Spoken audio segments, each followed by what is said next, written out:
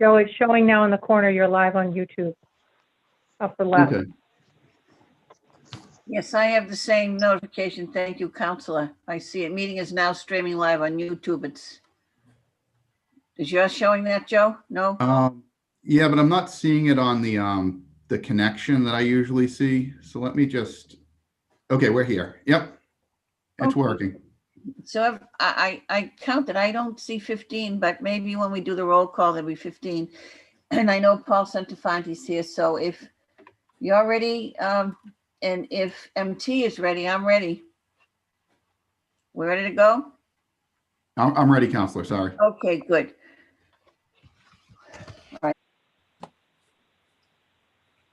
Counselor LaFosse. Counselor LeBlanc. Present. Counselor Mackin. Present. Counselor McLaughlin. Present. Counselor O'Brien. Present. Counselor Paz. Present. Counselor Stanley. Present. Counselor Vidal. Present. Vice President McMenamin. Present. 14 present. Because they weren't all carrying guns, bats and bear spray and other weapons. Didn't seem like it. Wow. I'm going to ask this evening, there were 14 present, 1 absent. Am I correct? Yes, Madam Chair. Thank you very much. If, as we go along in the evening, there's been some questions by counselors in terms of being able to accurately evaluate and assess counselors as they're making their votes known, et cetera. So if something happens and you call a counselor and they don't answer, but they're there, would you please mark that inaudible for me? Mr. Clerk, did you hear that? Yes. All right, Yeah. good. Thank you very much. So this evening's meeting is taking place remotely, and you can be viewed on the City of Waltham's YouTube channel live. And thank you to WCAC for being present this evening and recording and streaming us. That being said, is there a motion to approve the minutes of the meeting of February 1, 2021? So moved. Councilor LeBlanc makes that motion. On that motion, all those in favor? Aye. Aye. Opposed or object? The ayes have it. Thank you very much. The clerk will call. Madam Vice President, I did admit Counselor LaFosse. I just wanted to let you Would you know. please call his name, Mr. Vazad? Mr. Santafanti, sorry. Counselor LaFosse. Present. Thank you. Thank you. We have 15 members of the City Council present. Would the clerk please read the first item on the agenda? Yes. A communication from the mayor concerning the purchase and sale agreement for the property located at 102 Tremont Avenue. Thank you very much. Now, let me begin. Councilor Dunn, this is Ward 2. This is your ward. I'm going to go to you first. If you would like to speak, please. Thank you, Madam Vice President. Should I request to hear from off-committee members? I see that Mr. Waters is on the call. Mr. Waters is, but I also think, do we have Attorney Azadi here for this call? Didn't see her. Okay. All right. Yes, so Councilor Dunn makes a motion that we hear from all off-committee members. All those in favor? Aye. Aye. Aye. Opposed? Aye. The ayes have it. Thank you, Councilor Dunn. You'd like to hear from Mr. Waters. Sure. Thank you. Good evening, Mr. Waters. Thank you for being here. I see that the purchase and sales order is still in draft form. And are there any other anticipated changes to come from either party? I don't believe so, Counselor. While I did work on this project, I am here to speak on another matter. So I'm not totally sure if there are going to be any more. I believe the purchase and sale agreement has been sent to the City Council for their approval for it to be signed. Is my understanding. Okay. Excuse me, Councilor Dunn. Thank you, Mr. Waters. You're exonerated from this matter. I'm looking at the communication Counselor Dunn, and it says that Attorney Azadi is available to answer any questions. I don't see her on the call nor any other member of the law department. And there are two things in, there's a communication that came of Wednesday of last week. That's a confidential issue. And then there is an opinion that Solicitor Azadi issued on January 27th, 2021, that has a couple of questions in it. So I'm going to recommend, until we're able to get Attorney Azadi, Mr. Santafanti, was she invited to this meeting? Well, I noticed on the mayor's communications, he was copied on it. Yes. So, Councilor Dunn, if you wish to go ahead, you can, but I'm going to also suggest that we might want to have to table this until we can hear from Attorney Azadi. Agreed. Thank you. Thank you, Madam Vice President. I would move to table this matter until such time as we can hear from Attorney Azadi on the matter. You all hear the sense of Councilor Dunn's motion. All those in favor? Aye. Aye. Opposed or object? The ayes have it. Thank you very much. Councilor LeBlanc, Yes, Madam President. Vice President. do you wish to take the matter of 1/25/2021 off the table, which is your resolution with others signing on as well, creating affordable housing? Yes.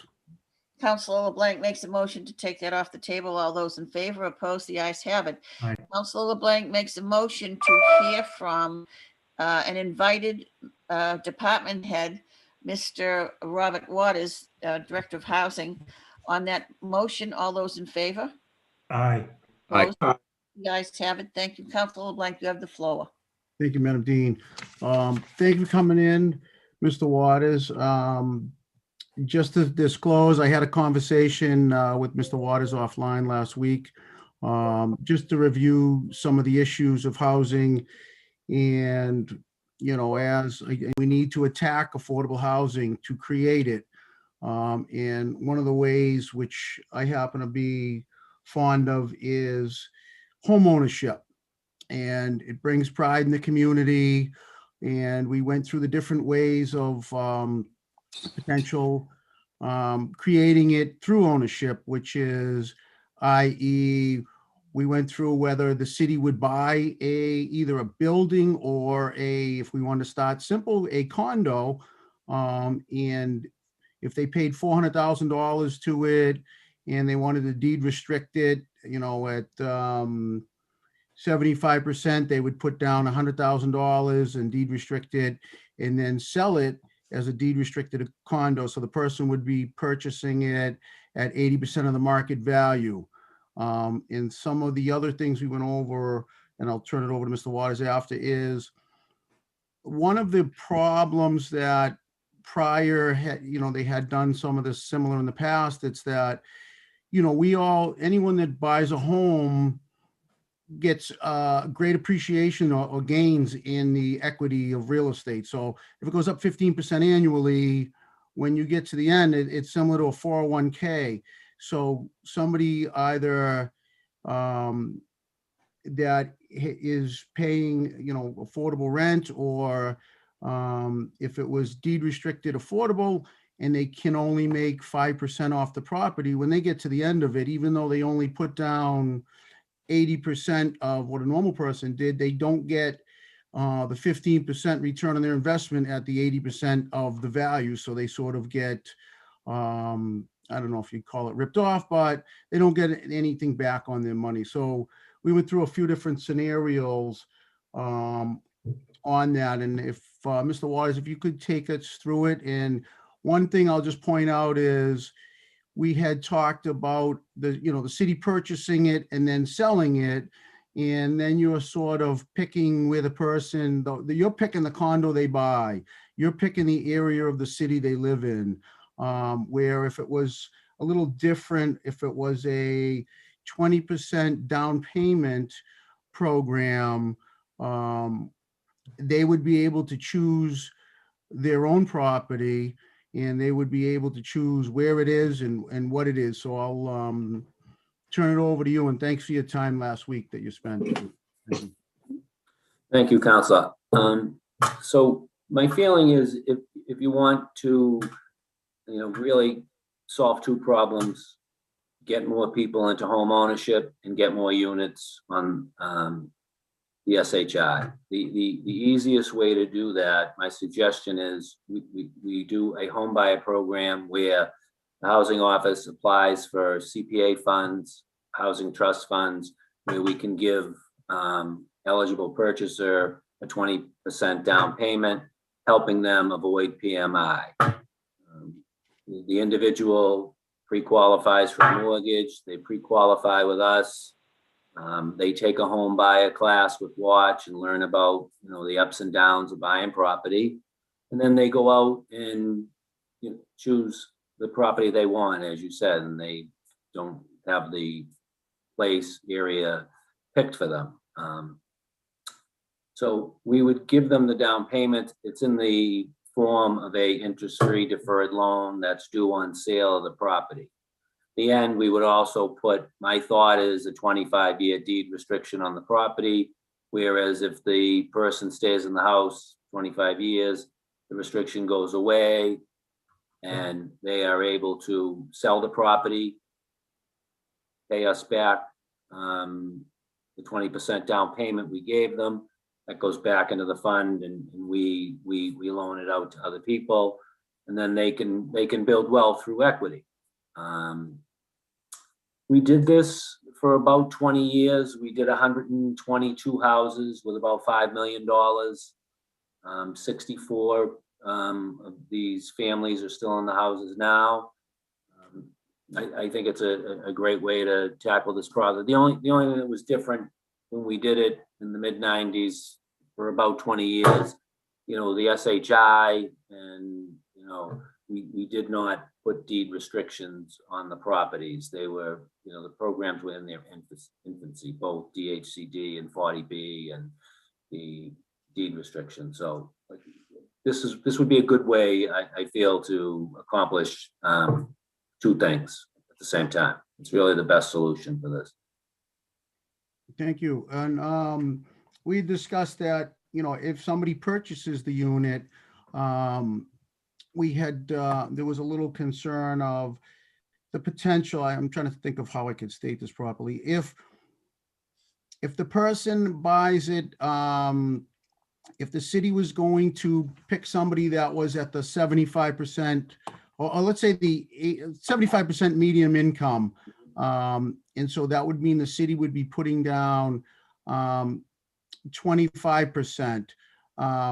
We had discussed looking at if the city was putting down the 25%, maybe the city would put down the 30%, or have an access to funds where if there was, let's say it was a condo building and there was an assessment, the building needed a new roof, so every condo owner had to come in and put down $5,000 as an assessment. And usually I think it's in the condo fees, they up them, $50 a month for 10 years for the new roof or something to that effect. If something could be worked in on that, that was one discussion.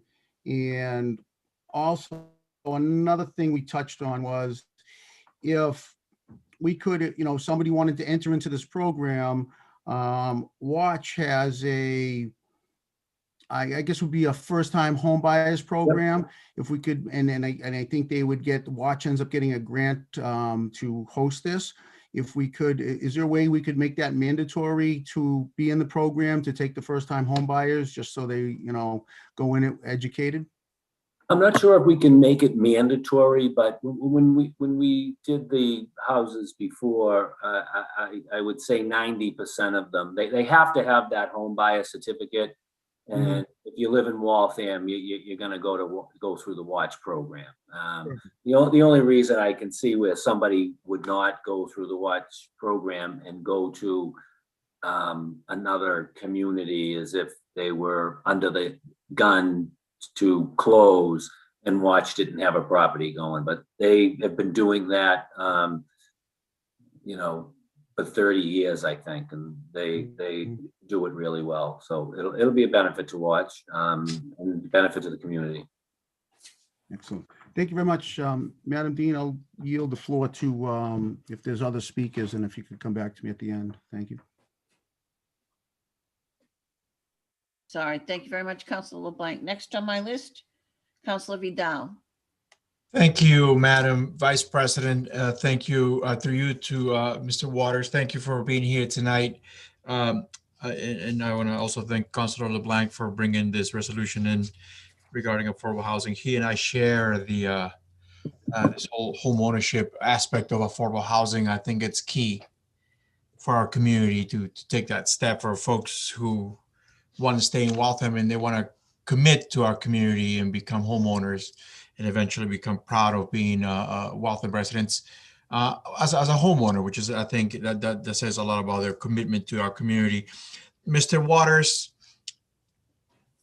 I want you to walk me through the process of the affordable units that were created at Bank School. There were several there that pretty much follow what you just spoke about, correct? And you were part of the process of getting those lined up for the lottery. I know I had a friend of mine who applied. Unfortunately, they did not qualify for it. But please walk me how that process came about, and was there any CPC funding that was used for those affordable units? Thank you. Counselor, I'm not sure where the funding came for the Bank School. If it was housing, it may have been housing trust funds that went into that. But the units, the affordable units were advertised through an RFP process through the purchasing agent's office. And they were sold that way to people that were below 80% of median income for an affordable purchase price.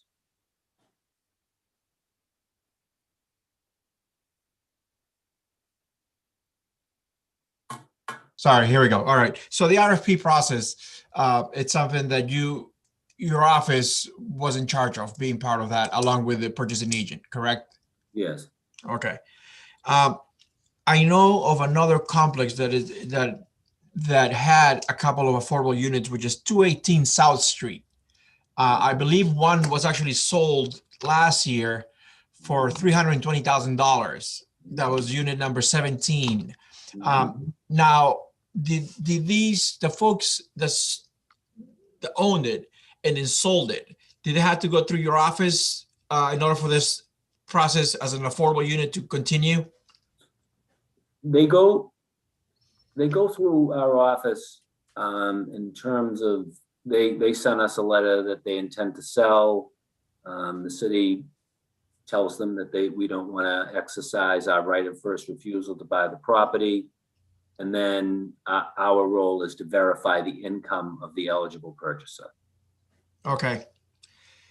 And once that is verified and then everything checks out from your end, then they go through the regular process of purchasing a home, I imagine. Exactly. Okay. All right. You mentioned earlier a 25-year deed restriction. Can you talk a bit more about that? How does that work? We would place a deed restriction on the property. And if the person lives in the property for 25 years, the deed restriction would expire. That means that on year number 26, they're able to sell the property. Yes. And make a profit. Yes. But if you sell it between year 1 and year 25, you're not able to. Is that correct? You would probably be able to make 5%, which I may have said to you before in other projects, is for you to be able to hire a realtor to sell the property. The commission is typically 5%. Okay. All right. Those were my only questions. Thank you, Mr. Waters. Thank you, Madam Vice President. Thank you, Counselor. Next on my list is Counselor O'Brien. I'm all set. Thank you very much. You're welcome, Counselor. Next on my list is Counselor Harris.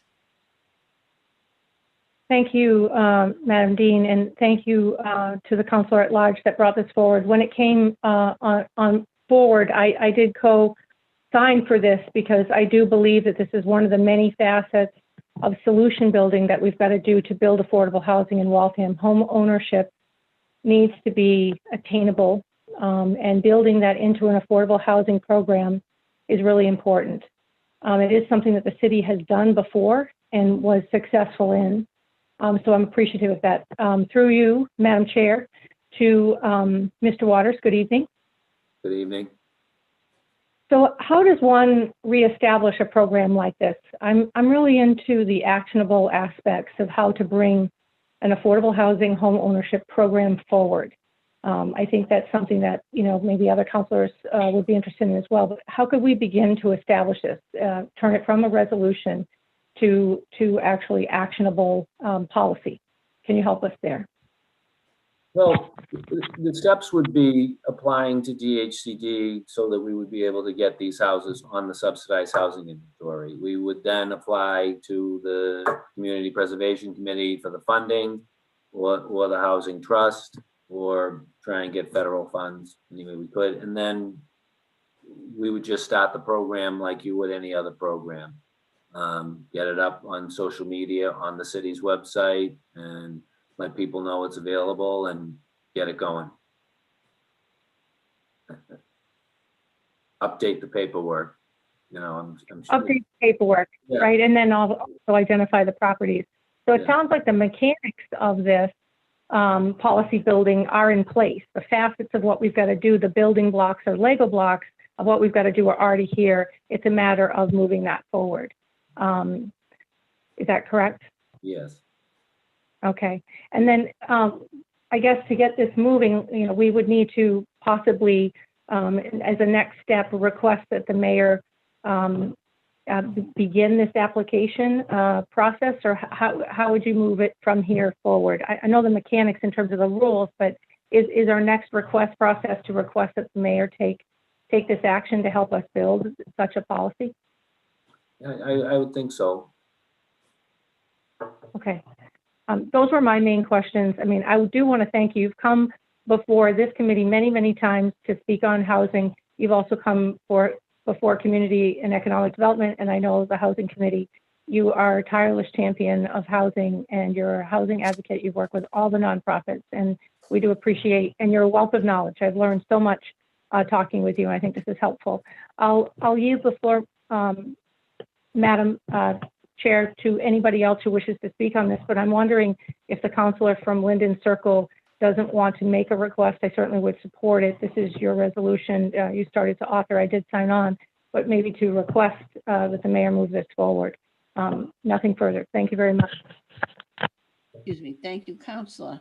I have no other speakers that I see who seem to raised, so I will go back to the maker of the resolution, Councilor LeBlanc. Thank you, Madam Dean. Yeah, my request was similar to that. And what I was thinking is, if you could get us back a document, and it doesn't have to be, you know, a multi-page thing, basically with the framework laid out on it. And a couple of things I'd like to see on there if you could. One of them was, someone brought up, I think it was the Counselor at Large from Ash Street, on what if the property was sold at 10 years? What if this property was sold at 24 years? One of my thoughts is, and I stated it before, is, you know, there's no obligation of, you know, city funds that somebody would profit off of. But if they were to sell the property at, you know, year 20, say year 20, they sell the property, are they able to sell it for 75% of the current market value? That is a question. So if they sold the property in year 20, they would have to sell it to an eligible purchaser, somebody else that was in the income guidelines. And then we talked about, they would sell it for what they bought it for plus 5%. Understood. Pay the realtor. So if you could do, put the framework together and put the quantity of years on that and get us that document back, and then we could request that to be sent over to the mayor. So what would time frame on something like this for you to put together for us, B? Possibly a couple of weeks. Okay, so I'd like to make a request through the chair to the housing director that we have him establish a framework for affordable housing on how to have homeownership through the down payment in our community. So you will, I'm asking you to provide that request in writing to the, our clerk, the auditor, in order that he can use it. So you all understand the sense of the request.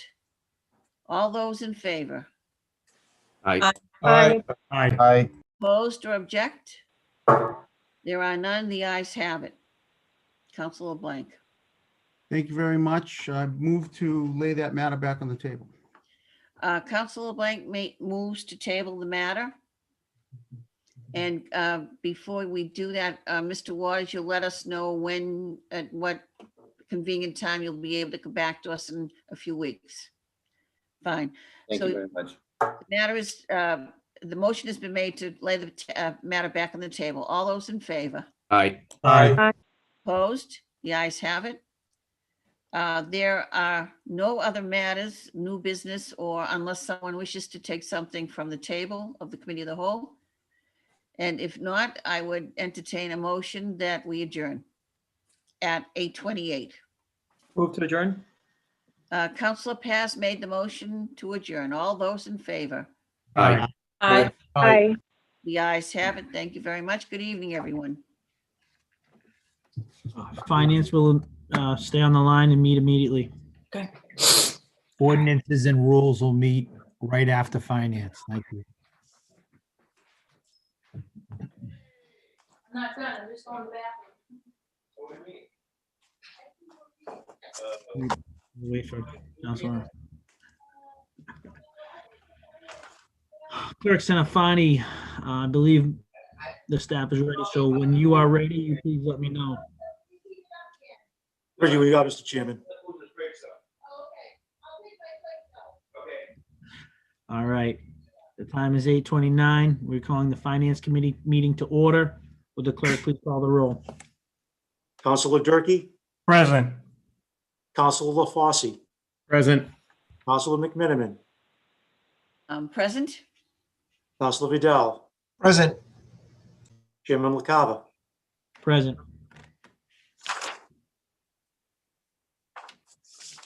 Councilor McMinimum makes a motion to approve the minutes, February 1st, 2021. All those in favor? Aye. Opposed? Aye. The ayes have it. Those minutes are approved.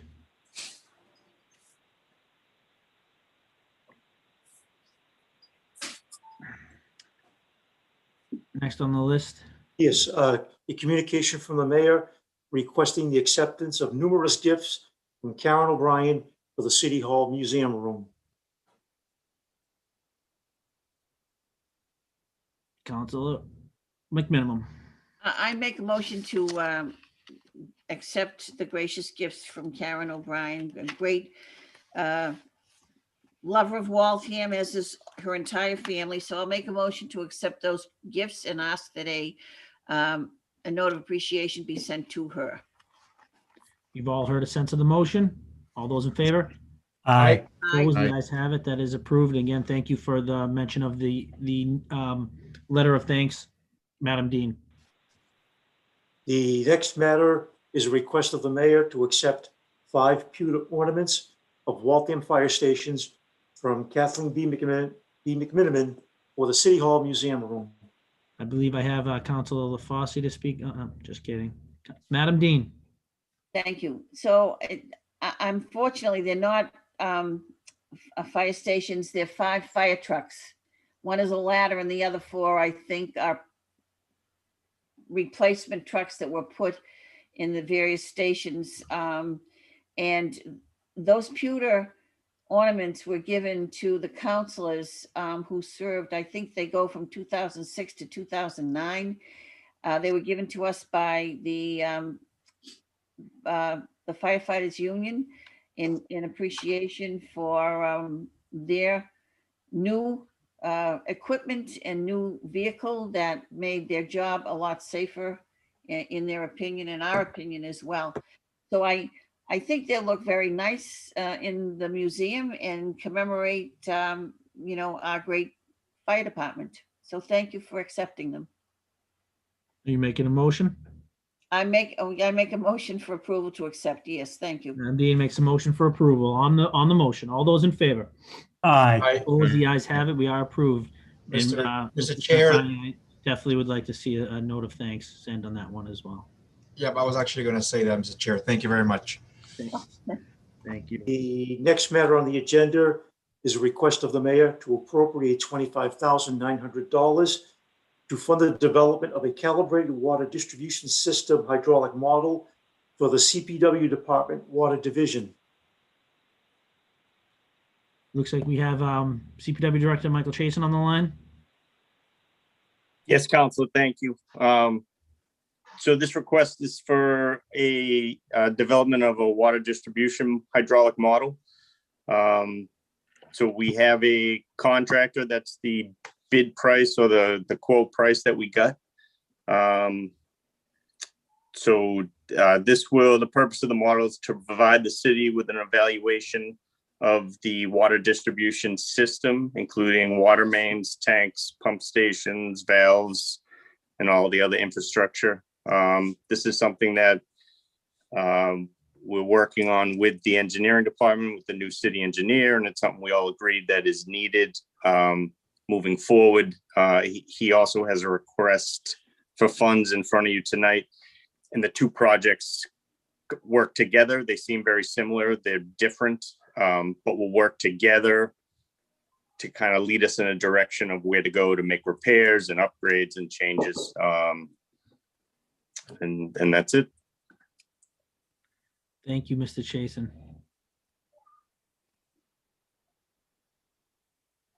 Councilor, Vidal. Mr. Chair, thank you very much. Through you to Mr. Chasen, thank you very much for being here tonight.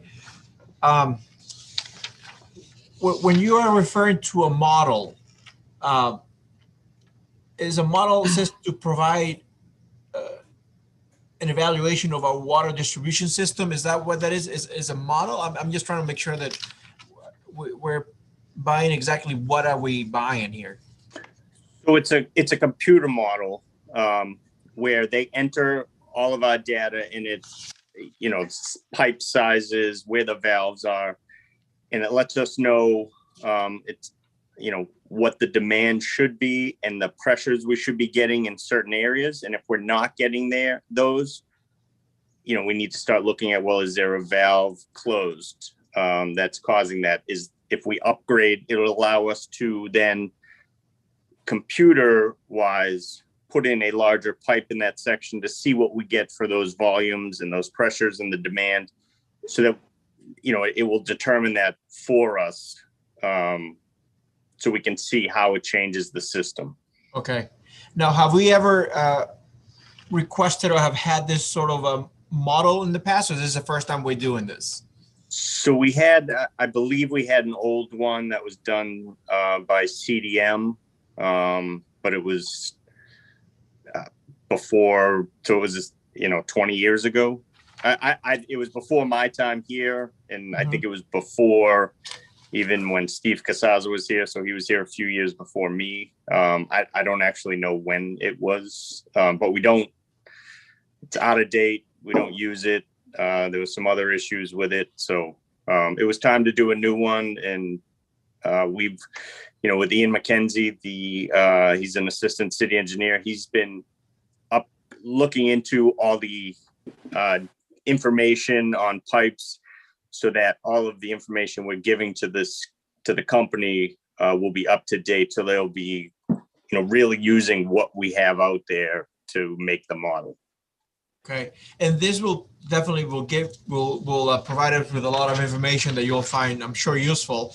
But at the same time, and then what's the follow-up? I guess if you're looking for, I stated earlier, the pipe sizes being too small or whatever might be the case, then there's the next step that follows this model results, I imagine, correct?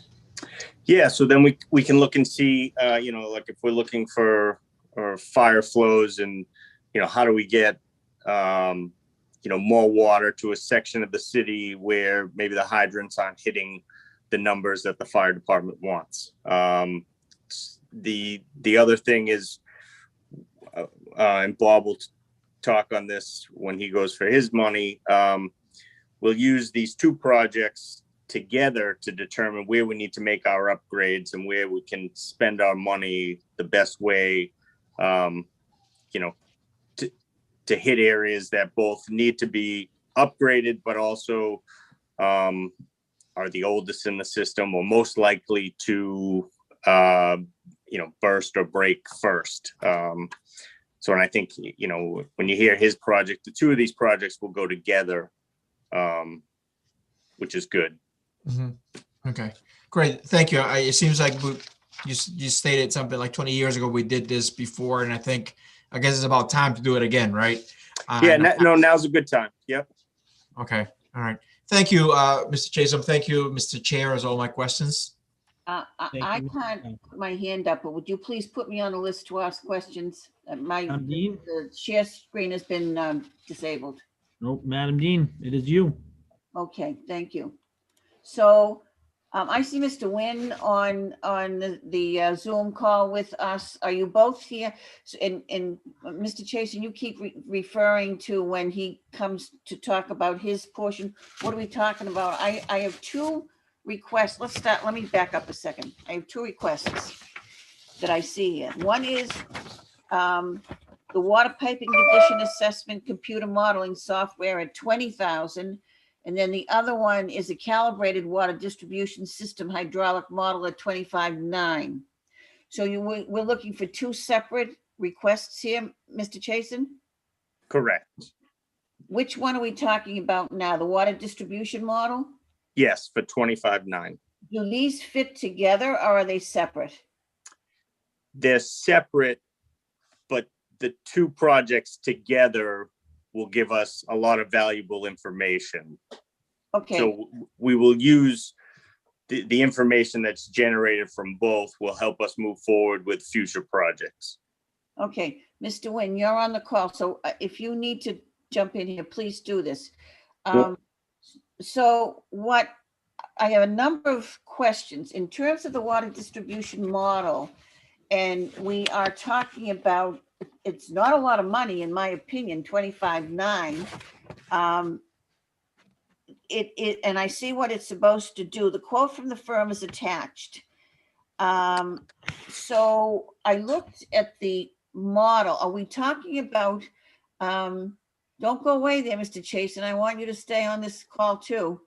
Are we talking about creating almost like an Excel database here? No, it's an actual computer model where they'll enter in all our pipes and they'll put in flows and be able to look at what we're getting for demand in certain areas of the city, and if we're not meeting those demands, how we can increase those, how do we get the demand higher in that area. Okay, stop for a minute. Go back when you tell me it's an actual computer.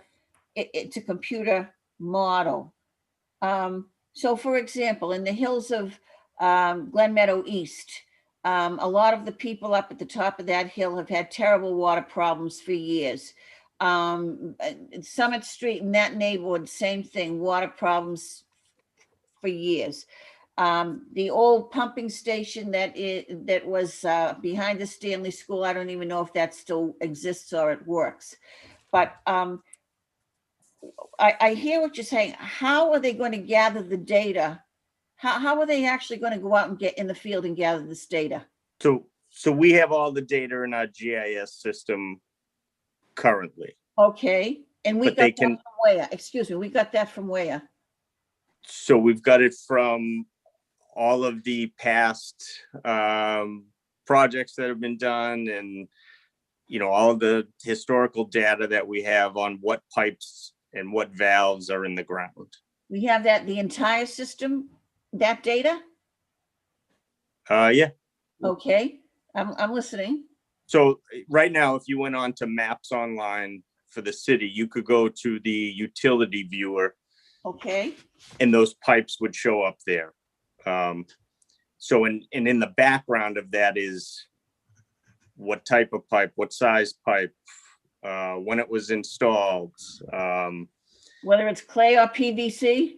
Well, for water, it wouldn't be either of those, but whether it's ductile iron or lined or, so all that information is in there, and they take that information and they can run scenarios and look at the model that way. And it's all done on the computer. So like you can run different things. If there's a fire in this section and we're pulling water here, what happens to the rest of the section? I assume that the software is already pre-programmed to do this.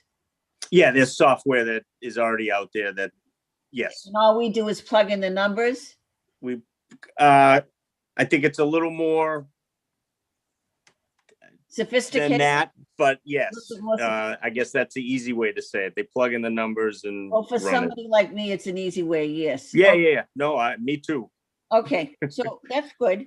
I like what I'm hearing so far. So what effect will this have in terms of two issues? One, with our connection to an assessment by the MWRA, is there any relationship to that at all? I don't think so, no. Okay, and two, what effect or relationship is there, if there's any, to the ACO that we are under? None.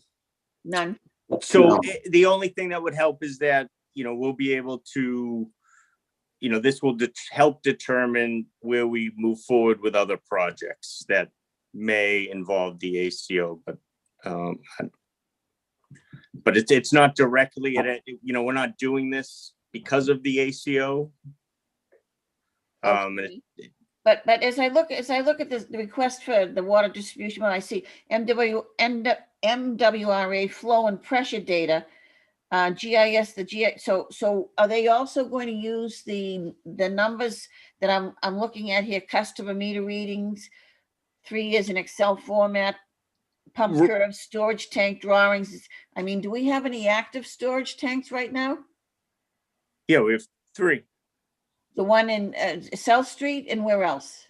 We have the one at Brandeis and the 2 at Prospect Hill. 2 at Prospect Hill, and the one Yep. at the one here at Mackerel Hill is not used at all. Correct. Okay, and the MWRA flow and the Insurance Services Office Analysis Report, what is that? So it's the ISO report. I think it has to do with the fire department and how they meet their fire needs with all the hydrants, and that they have the demand at those hydrants. So that report is through them. Okay, I'm happy to hear this. I know it's the most unglamorous topic in the city, water pipes. Any kind of pipes is very unglamorous.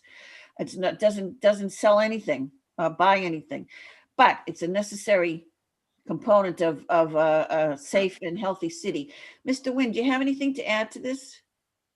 No, I think Mike covered it pretty well. But it is, an important aspect of understanding the water system. And Mike and I have been talking, since I got here, really about, doing a better job on planning capital improvements to the water system. And this is an important part of us better understanding the system, so we can do that in an intelligent way. Very nice. Okay. Well, I'm going to make a motion for approval. Thank you both. This is for the 25-9.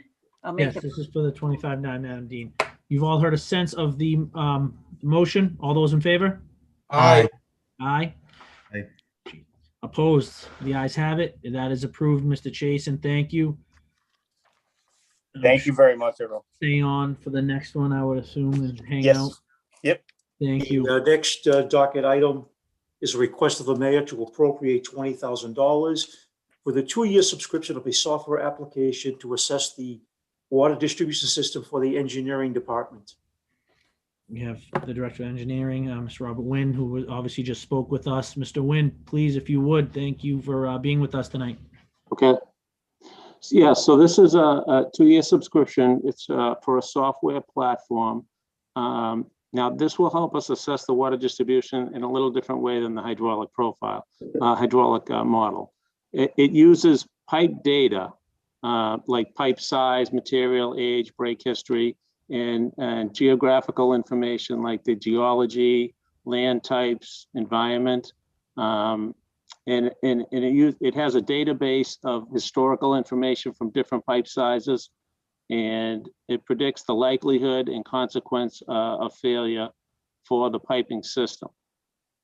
And so it results in a color-coded map of likelihood and consequence of failure, and it will help us figure out renewal and replacement planning for the piping system on a material basis.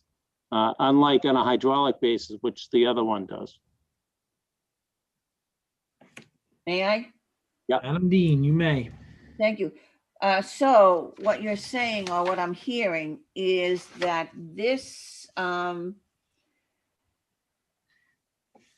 software application, are we talking only water pipes here? Yeah, just water pipes.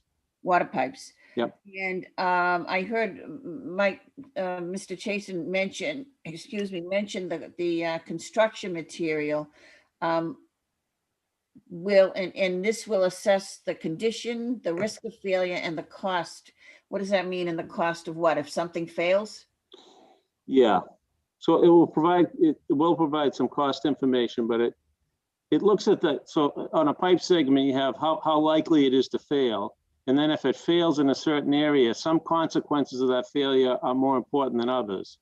You know, if it's in the middle of Main Street, you know, that's a big consequence as opposed to a side street somewhere. So it looks at that and it averages those two together and it comes up with sort of a risk score for all the pipe segments.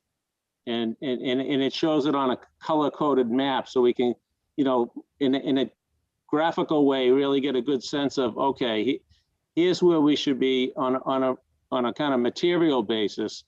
Here's where we should be planning to replace pipes in our system. This is a smart way to do it because the likelihood and the consequence in this area is more important than in another area. I'm sorry, thank you. That's a good explanation for me. I just want to connect this a little bit back to the previous money that we approved. I meant to ask, and I forgot to ask, is there any need to maintain an ongoing contract with the company who is either going to give us the water distribution model or who is going to provide us with the software for this system? And do we have to upgrade the software on a periodic basis? So this one has a 2-year subscription, and we'll see after the 2 years, you know, how it works out and if we want to continue it or not. We're giving it sort of a 2-year test, but we'll get all the information I think, you know, that we need at the beginning in the 2 years, and then we'll see. Maybe we say no, and we don't have to do it again for 5 years or 7 years or something like that. We'll have to see how that goes. Mike can answer the hydraulic model question, but I think on the hydraulic model, it might be a little more important to have somebody to be able to run the model for us on an ongoing basis. And that's because once you have the model set up, you might want to run it for certain things. For example, like the high school. So the mayor will say, okay, you know, where am I going to get the water feed from the high school? And how's that going to work? And she'll ask me, should we just connect to Lexington Street? Is that okay? And I'll say, I think so. But you know, you need to look at a model really to do it properly. So we did the best we could with what we're looking at now, and we're pretty sure it's going to be okay. But it would have been better if we had a model set up and we asked the consultant, hey, can you just run this model for us and tell us? I'm happy with all of this, believe me, because I've been here for all these years, and there are so many glitches that have gone on over the years. I can't even begin to tell you. I'm curious to see when some evaluation is done. I think we're going to find some anomalies throughout the city. I think there will be anomalies in terms of some of these things. Let me stick to this one, Fracta, though. On Fracta, what I'm looking at here is the software, and I assume, do we need anybody, any kind of tutoring to be able to use this software, or can anybody that we have in our department take care of it? There will be some training associated with it, yeah. But And that's it's part of actually the pretty contract? user-friendly, but yeah. Oh, yeah. And that's part of the contract? Yep. Okay, so I'm going to make a motion for approval for both, for this one as well. Thank you. Madam Dean, thank you. You've all heard a sense of the motion. On the motion, Councilor Vidal.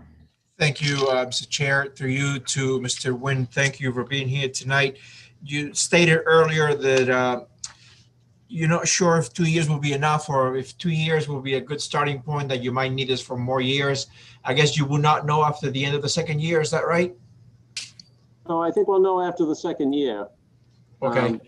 I think we'll know, yep. All right.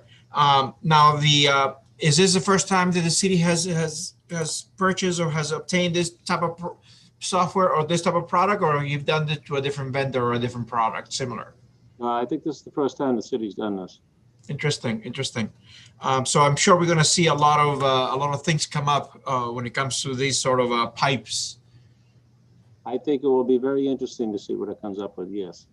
All right. Not to geek out, but I really, I think this is very important. But, I'm sure you guys can handle it, and, you don't have to give us any sort of reports. I think it's just, I think it will be something that the city will benefit from. Those are all of my questions. Thank you very much, Mr. Nguyen. Thank you, Councilor LaCava. Thank you, Councilor Vidal. On the motion, all those in favor? Oh, Councilor Fossey. Thank you, Mr. Chair. I just had a quick question to either Mr. Chason or Mr. Nguyen. Is this type of software being used by any other communities around us that has given any feedback on how it's working for them that you are aware of? I know that the program, FRACT is being used by Boston Water and Sewer Commission, and I talked with them about it, and they've been using it for, I think, a year or two. And they continue to use it. They're okay, but they're actually using two similar programs, and they're doing a sort of a 2-year pilot with two similar ones. So they had nothing bad to say about it. They're using it. It's working for them. So. Okay, thank you. No further questions. Thank you, Councilor Fossey. Again, you've all heard a sense of the motion. On the motion, all those in favor? Aye. Aye. Opposed? The ayes have it. That is approved. Mr. Nguyen, thank you again for your time. And Mr. Chason, thank you for your time this evening.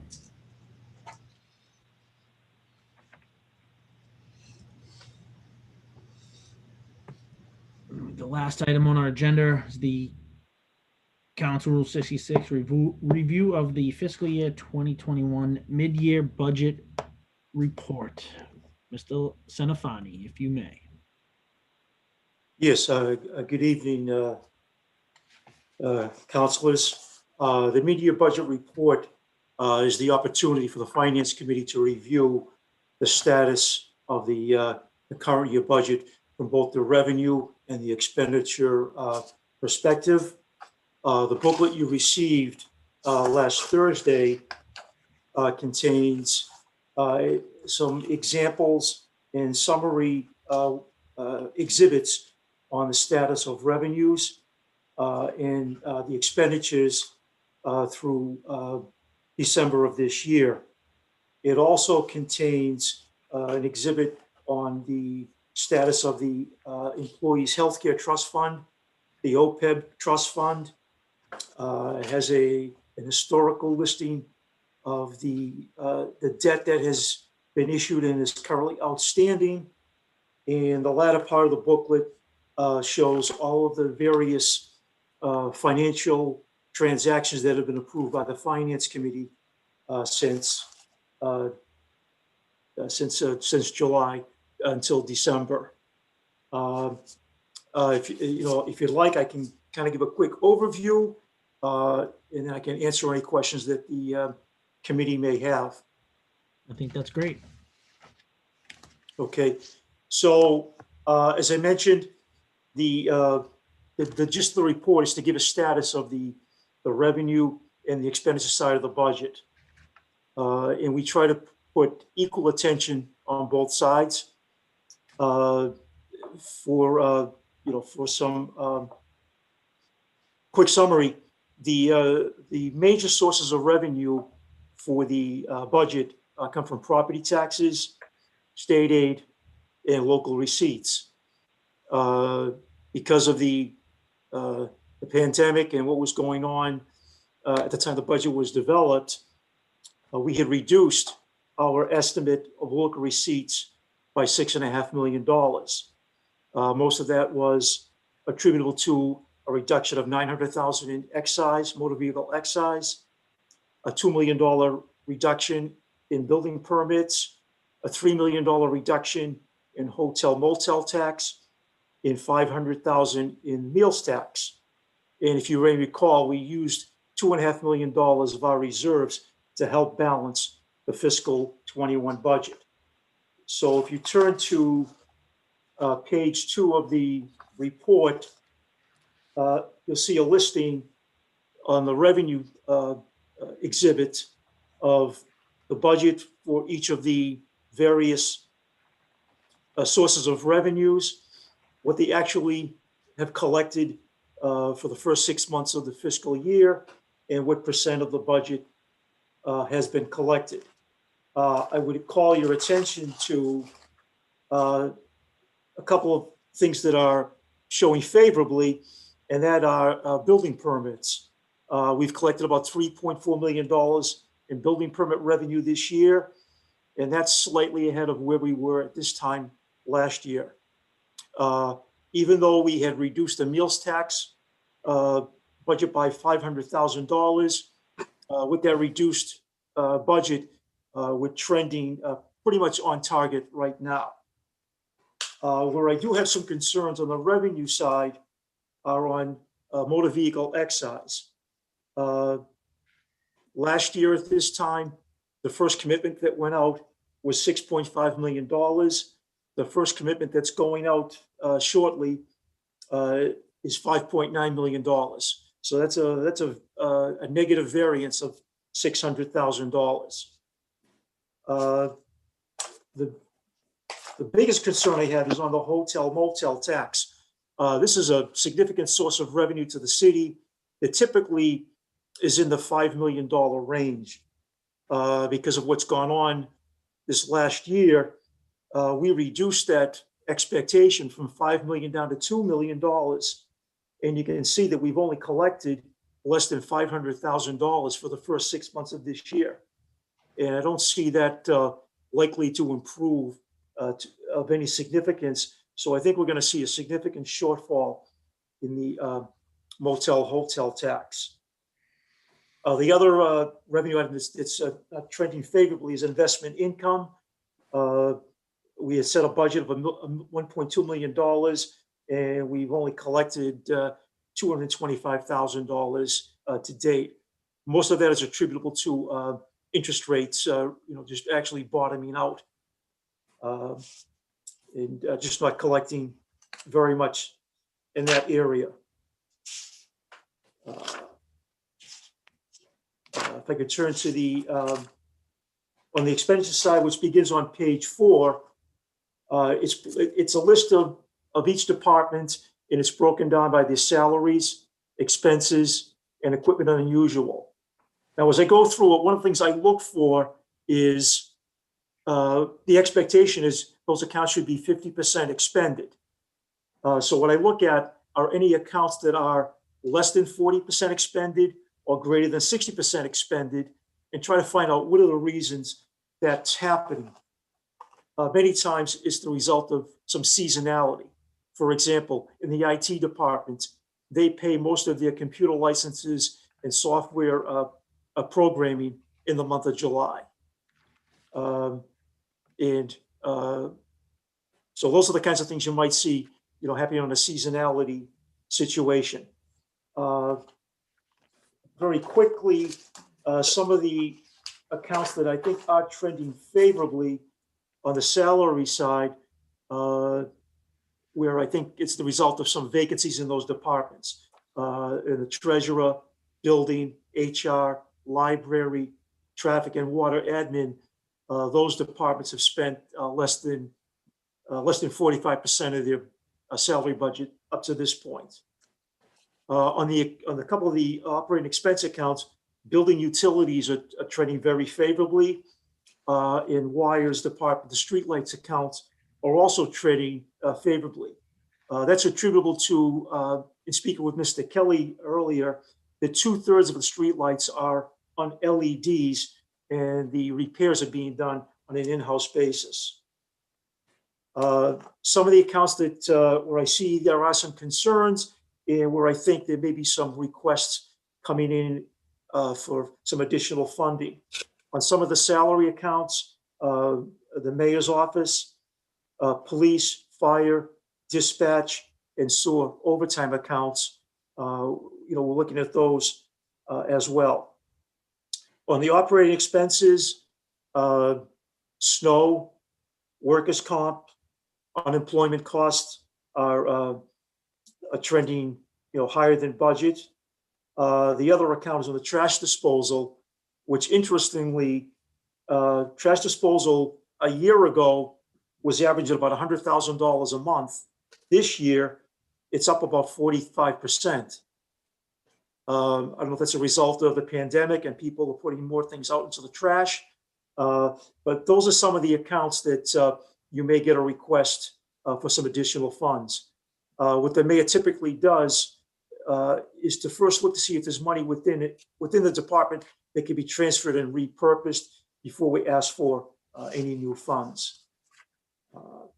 So that's sort of a quick summary synopsis of it, and I'm happy to take any specific questions that you may have. Thank you, Mr. Senafani. How are we doing here?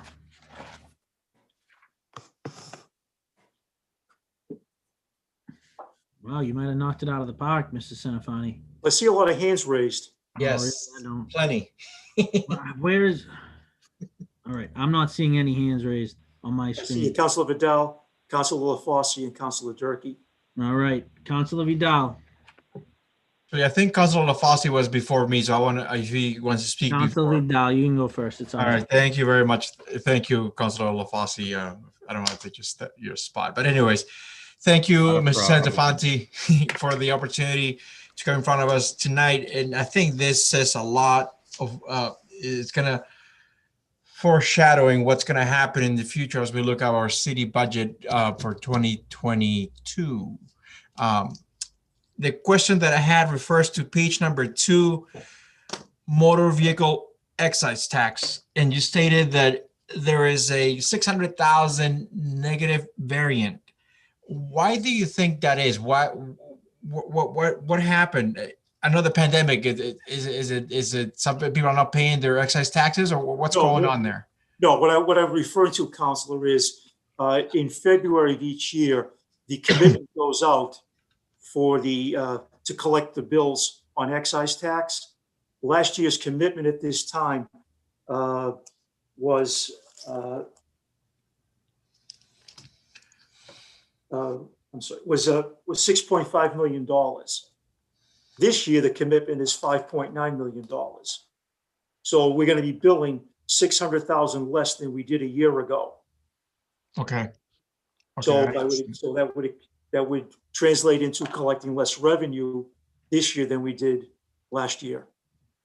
All right, that makes sense. Okay, I get it. And I was kind of concerned about that. The other question that and you brought this up again, going back to page number 2 and the motel hotel tax. Waltham being the 3rd city in the Commonwealth with the amount of rooms, following Boston and Cambridge, us being number 3. I think this is a concern. Are you seeing the same sort of, I'm sure you're seeing this across the Commonwealth and across the country most likely, and this has a lot to do with the pandemic, is that correct? With the reduced amount of taxes? Yeah, I mean, I think Waltham tends to be not so much of a destination city, but rather for business travel. And I think as we are right now doing Zoom or remote meetings, business travel is down. I was at the Western Hotel a couple of months ago with the mayor at an event. And I think our group was the only group in the hotel. It was very, pretty much vacant. So the hotel motel tax lags 1 month behind. So the next collection we're going to see at the end of March will be for the months of December, January, and February. And the last payment we get in June will be for the months of March, April, and May. And I'm just not convinced that we're going to see those numbers trending upward of any significance. As I said, we lowered our expectation from $5 to $2 million. And even with that lower expectation, you can see we've only collected a quarter of what that reduced budget is. So that is one that is a big revenue driver for the city, and it is falling short. And I'm not so sure what the future is going to hold, for that.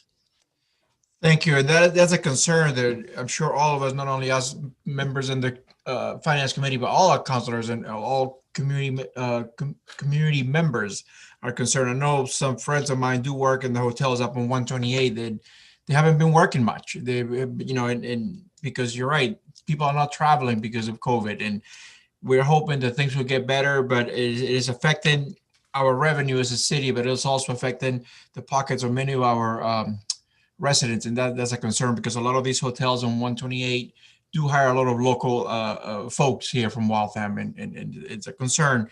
I just hope that things will get better. And I noticed that you dropping your expectations from 5 to 2 says a lot. And being only under $500,000, that's even a concern to me. So I just want to thank you for sharing this information. I think it's important for all of us to take this into consideration.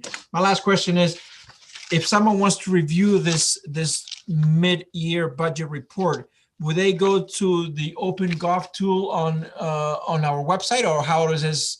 Could this be created there, or how do we go about sharing this with residents? Sure. I mean, the document itself we could post on the website, but we use the OpenGov as the financial transparency tool. Okay.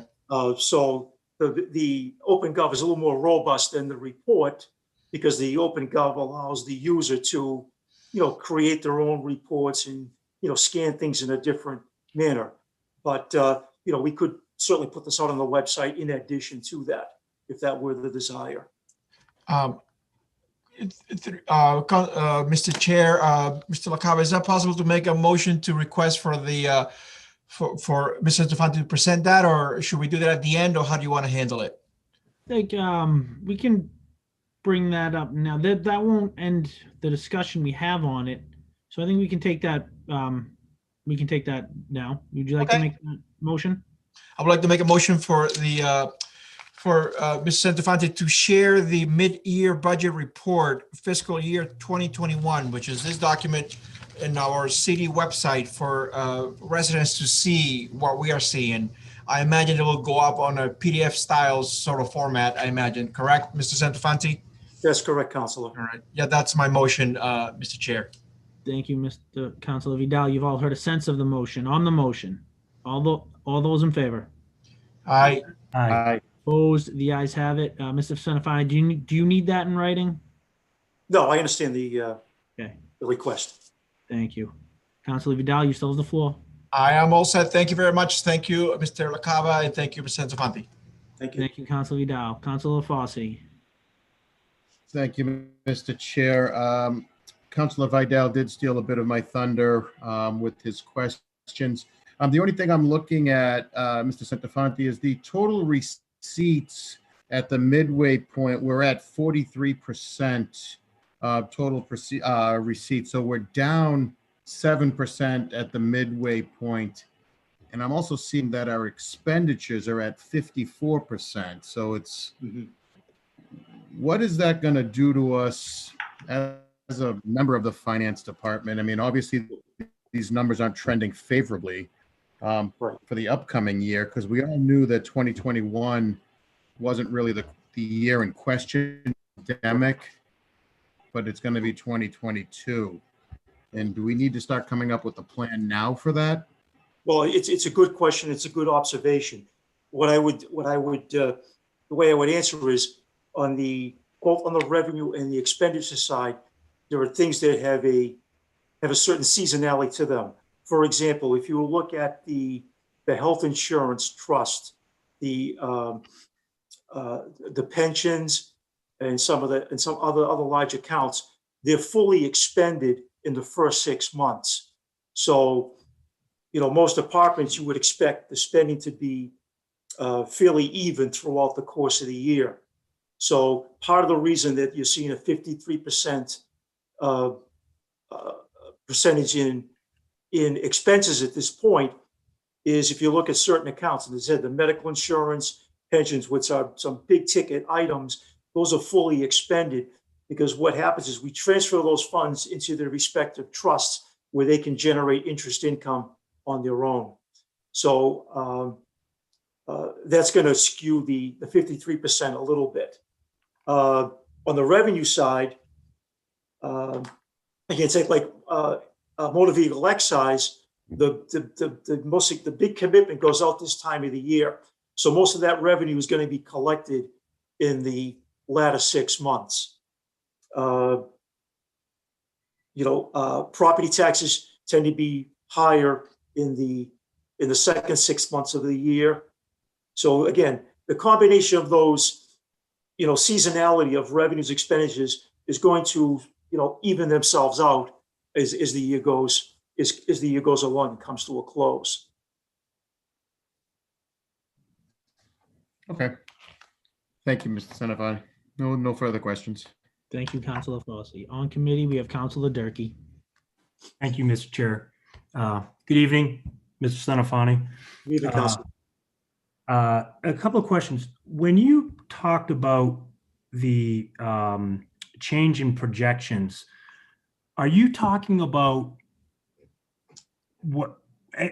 are you talking about a change from the end of fiscal year 20 or or from the beginning of fiscal year 21? Meaning, did we have numbers like we talked about 5 million that went down to 2 million? Did that change after we started the new budget, or was that a change from the end of last year's budget? Yeah, that's a very good question. It's a change from the prior year. So for an example, in fiscal 20, the revenue budget for local receipts was about $26.5 million. And, as we were developing the budget for fiscal 21, it was at the outset of the pandemic, and we were starting to see things trending, downwardly. So, the big ticket items locally are motor vehicle excise, hotel tax, and meals tax. And, we knew, just seeing what was happening, both motel tax and meals tax were heading south. So, that we revised our projections for this year's budget. Again, trying to be, we try to be optimistic, but we want to also be conservative, because what we don't want to have is what we call a revenue shortfall, where we're collecting less money than we budget. So going into the fiscal 21 budget, that was part of our plan, was to reduce those local receipts. At the same time, we had also reduced state aid, and that was based on looking back historically at prior recessionary periods where we saw, decreases of, 20% in state aid. So when we set the budget for this current year, we had predicted a downturn on local receipts and a downturn on state aid. Fortunately, on the state aid side, after the budget was adopted and before we set the tax rate, the state was able to raise our state aid back to the prior year's level, and actually a little bit more. So in terms of state aid, we really didn't lose. We actually gained a little bit over what we had in the prior year. So hope I'm answering your question, but the idea is that we look at historical trends, historical data, when we try to set our projections for the coming year. Okay. My concern was that maybe we had to change. I wasn't sure if you were saying we changed our estimates after, after we had already made the changes you're talking about now. So that's great.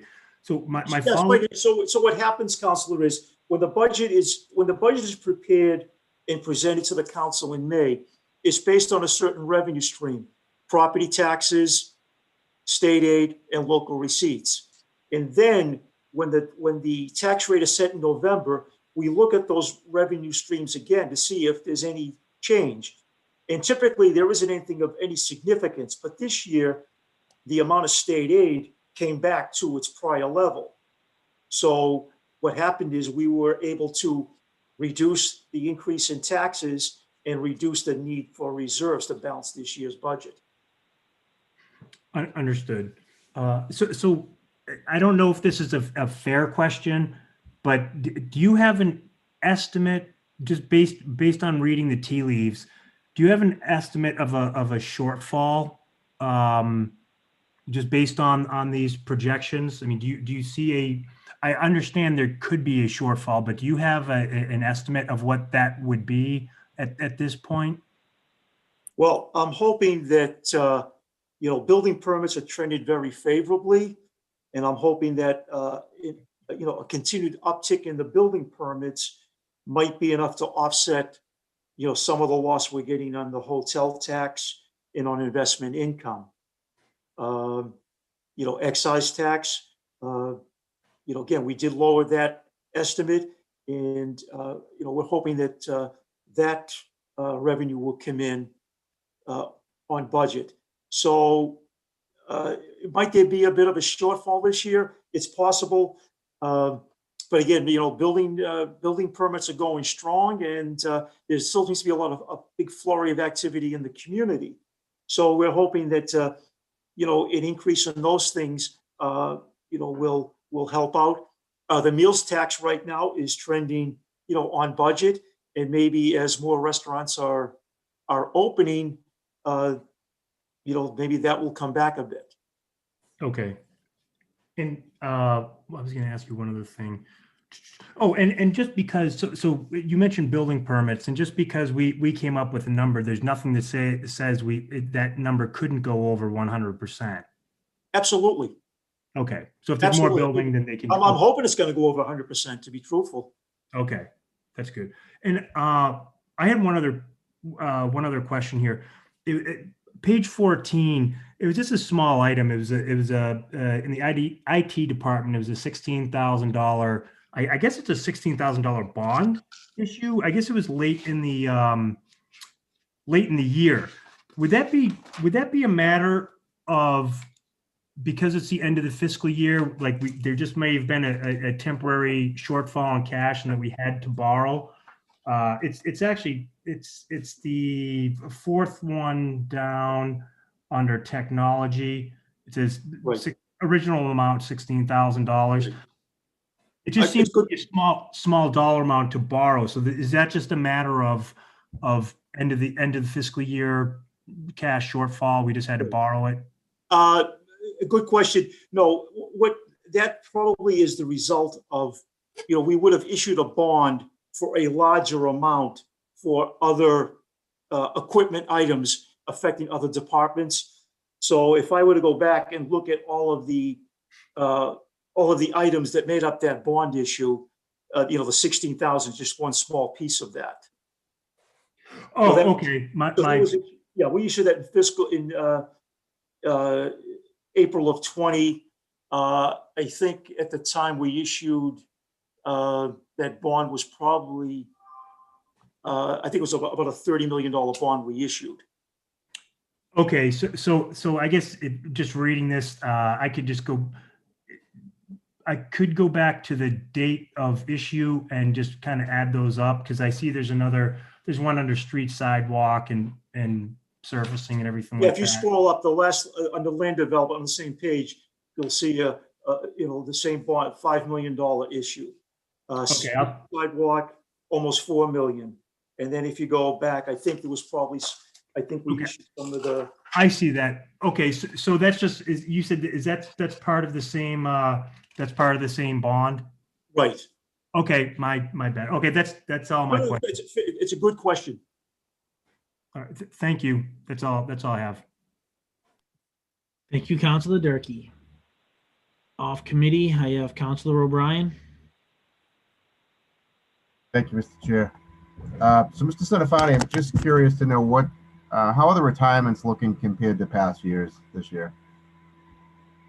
I think the retirements are, pretty much normal, from what I can see. I mean, I don't see a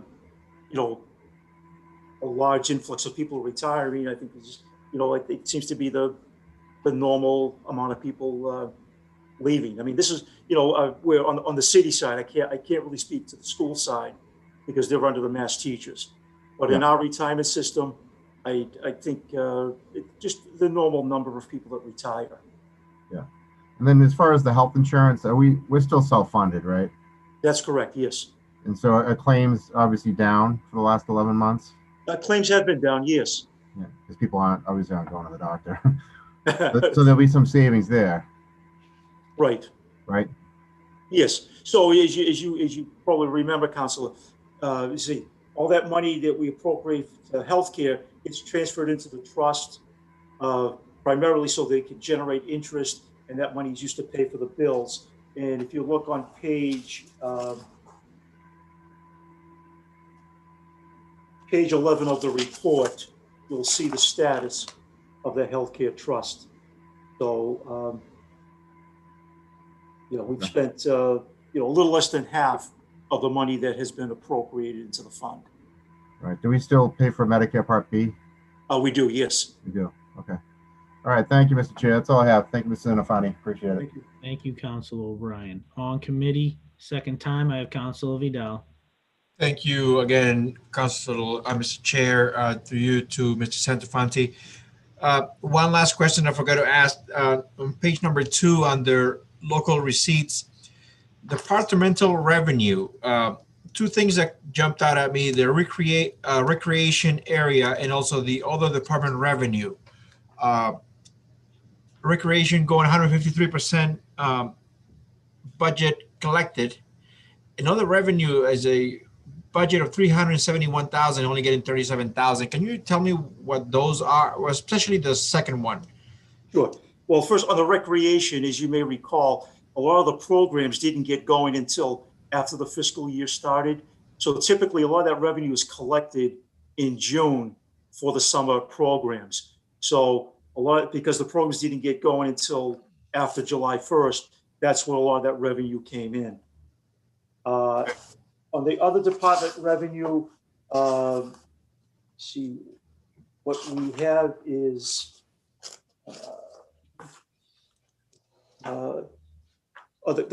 some of that it's on the Council on Aging, the Meals on Wheels program. I think that's maybe in suspension, or it's not going, at full speed as it normally does. For example, last year at this time, we had collected $134,000 in Meals on Wheels. This year, it's less than 10,000. The other variance is on the Payne Estate. Last year, we collected almost $32,000. This year, we've given back almost $17,000, probably due to cancellations and refunding people their money. So that's where those are the two biggest variances that account for the point you're making. Okay, that was very interesting. Thank you for sharing that information with us. That was my only questions. Thank you again. Thank you. You're welcome. Thank you, Counselor Vidal. At this time, I will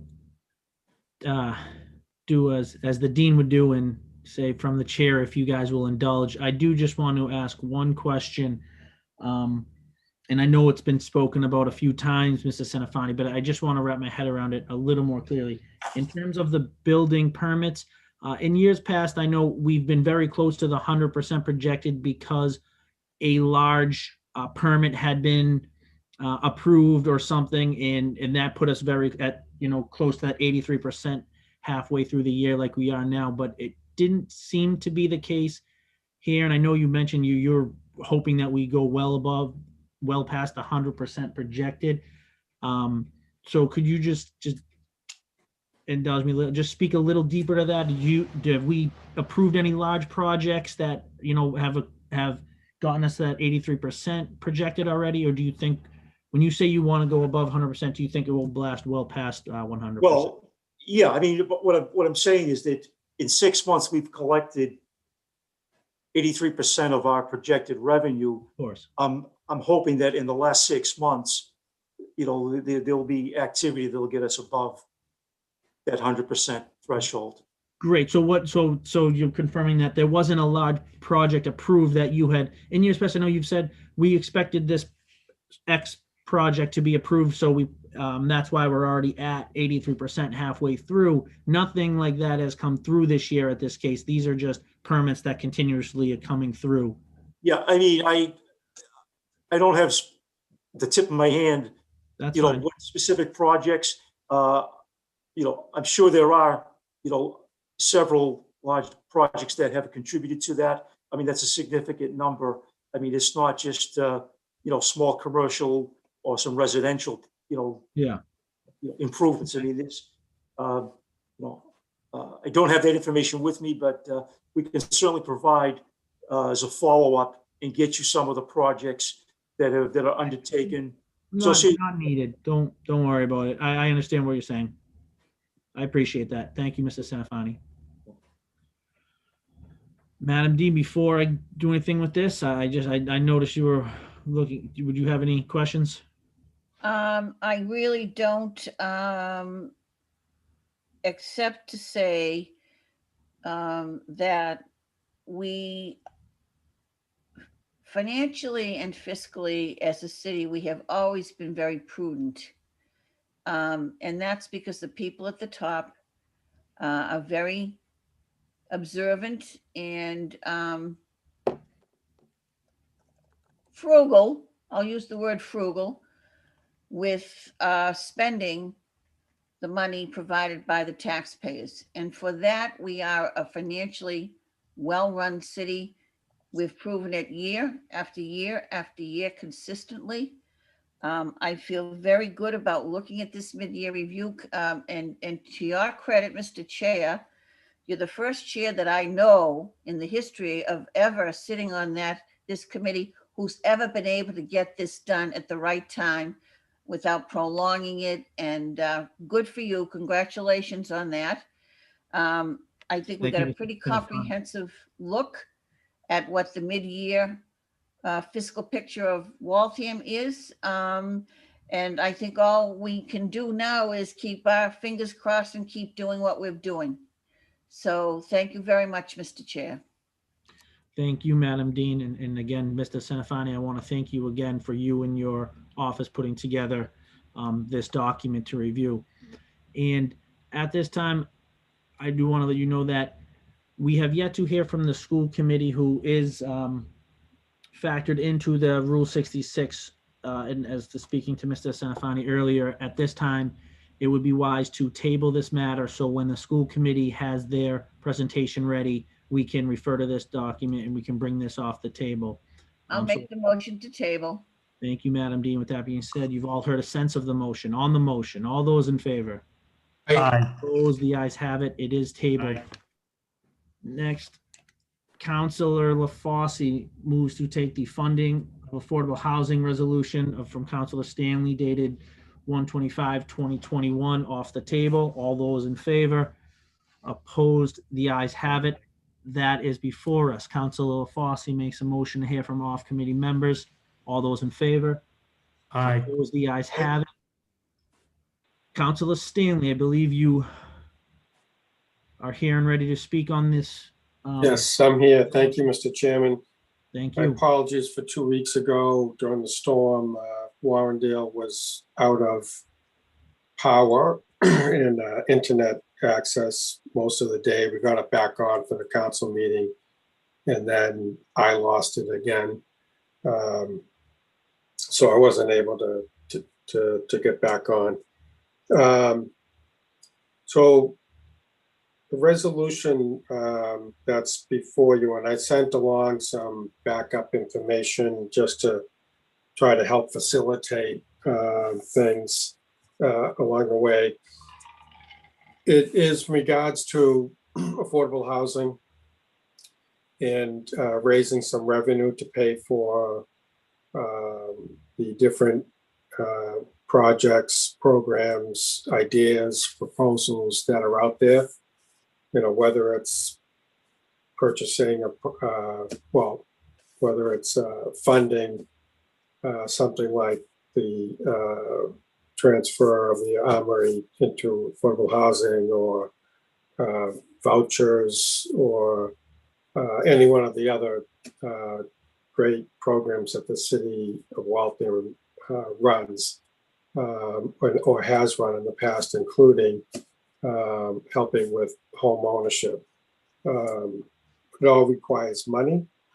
So as chair of the ad hoc committee on affordable housing, I thought it was important that we come up with some suggestions on how to raise or direct money towards the crisis, which is affordable housing for people really in our country, but our state and also in our community.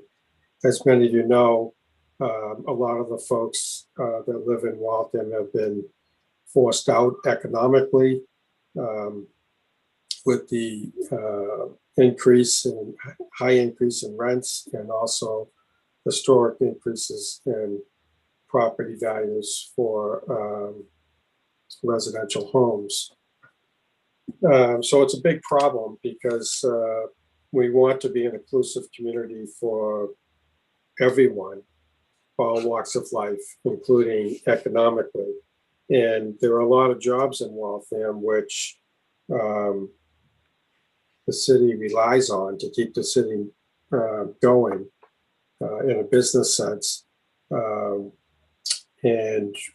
you know, we need to have affordable housing so people can live here, so that they can have access to those jobs. So with all of that,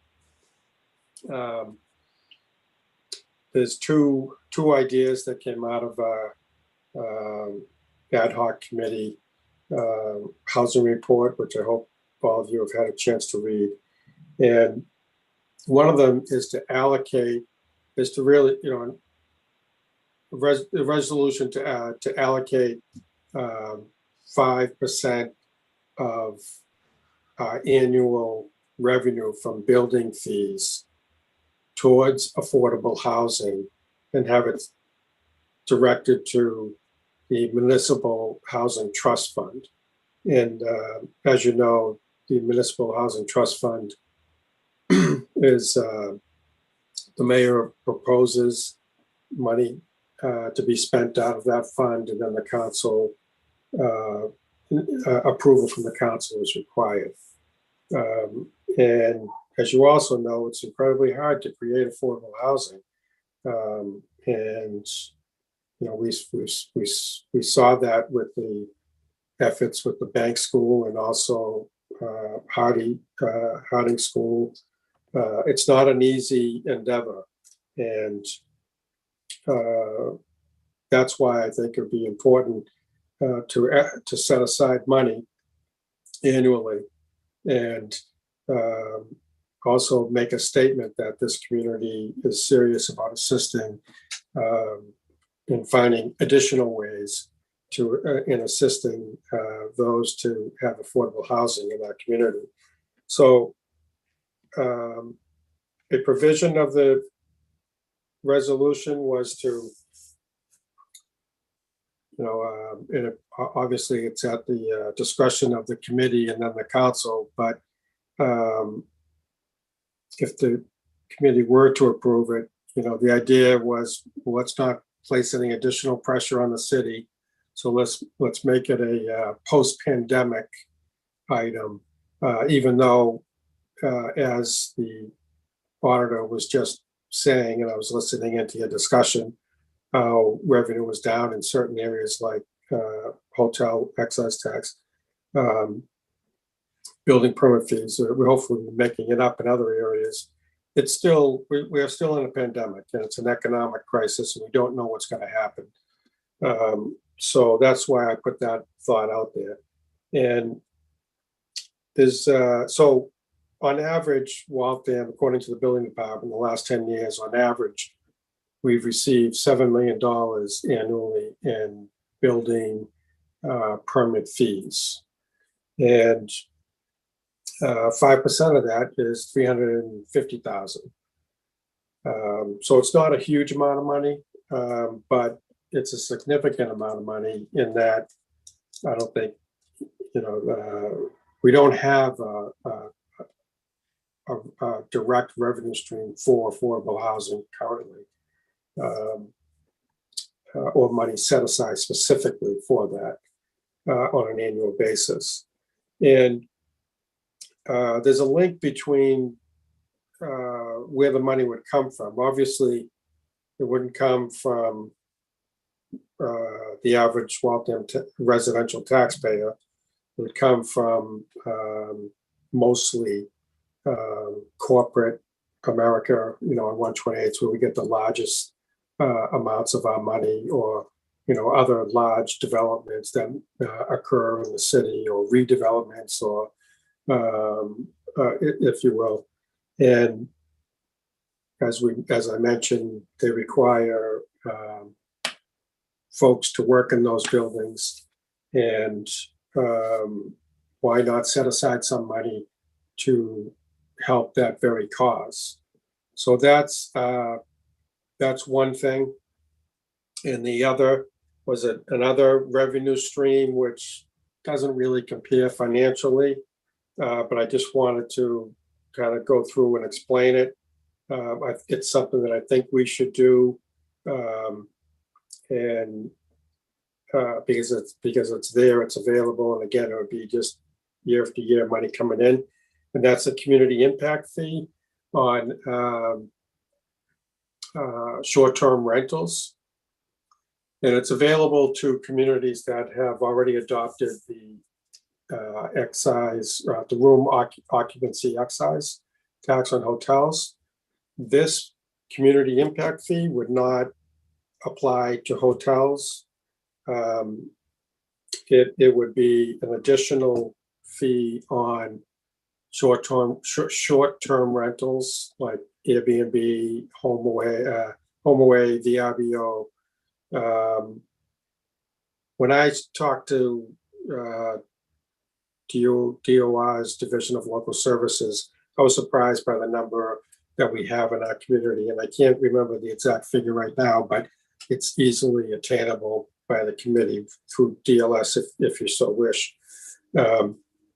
And again, the money that the fees would, so it would add an additional 3%, and that money would come from the people that are renting in those short-term rentals, and it's the same type of or similar to the people that rent in our hotels, in that they're coming to the greater Boston area for a reason, and they'd rather stay in a home setting rather than a hotel setting. And it's available, so we might as well capture that income. And there are three different votes that could be taken. One is and you have to go in order. One is for professionally managed units. So in the short-term rental business, there are folks that own, one or two properties that they rent out. It's common to have a house down the second home down the Cape that's rented out different times during the year. And then there's others that are professionally managed. Maybe people throwing their money together and purchase several properties, and they're professionally managed, or a homeowner or a multifamily owner doesn't want to manage the rentals themselves, and they prefer to go through a professional management company. So there's not nearly as many units in that category. So if we wanted to maximize efforts in this area, I would say, we would take that vote, because you have to do that in order to get to the second category, which is multifamilies, which is a much larger category in Waltham. And by law, 35% of the revenue that's generated must be allocated towards affordable housing. And you have the option as a community to take another vote to make 100% of that revenue coming in go to affordable housing. So it's just, another means of providing revenue, and neither one of these two options would be a direct, tax on Waltham taxpayers, across the board. So the information I sent, there's a lot there. It's easily understandable, and if the committee would like to pursue either one, I think, the first one, the resolution, I don't think has to wait if you think that it's a good idea, because it's just a resolution and saying that post-pandemically, we as a legislative body agree that we should allocate 5% of our revenue moving forward to affordable housing is not going to hurt the city during the pandemic. The other one we would be changing. It takes time. And it's all spelled out. It takes some months for it to be implemented, and so the pandemic might not be over by that time. So you might choose to wait to consider for that reason. But those are two ideas that I had, because everything we want to do, we argue and disagree about how to tackle the program, which is natural and good, but having the money to do so, tackle this problem is kind of universal. All of our ideas or ways to go about the procedure and doing things generally require money. So thank you very much for your time. Thank you, Councilor Stanley. First on the list, I have Councilor Durkee. Thank you, Mr. Chair, through you to the at-large counselor. Do you have an estimate of, at least regarding the community impact fee, do you have an estimate of the dollar revenues you project that this could raise for the city? It's not, like I said, it's not a lot. And I think from what I requested the information in writing, but I haven't received that. But verbally, I'm told it was only like about $12,000 right now because of the pandemic. But post-pandemic, that would increase, and we don't really know where the short-term rental industry is going to go in Waltham. So yeah. So my concern is, and I don't know if you can answer this, if we collect a fee, if the city collects a fee for short-term rentals, one is, is it, will it be worth it, right? You don't want to impose a tax and have people say we're a tax unfriendly city to collect $12,000, or, you know, whatever the dollar amount, if it's $100,000, $200,000, whatever it is. So there has to be a balance, you know, there has to be a bang for the buck, so to speak. But also I wonder if, do we have an obligation as a city, if we collect a fee, do we then have to inspect what's being rented?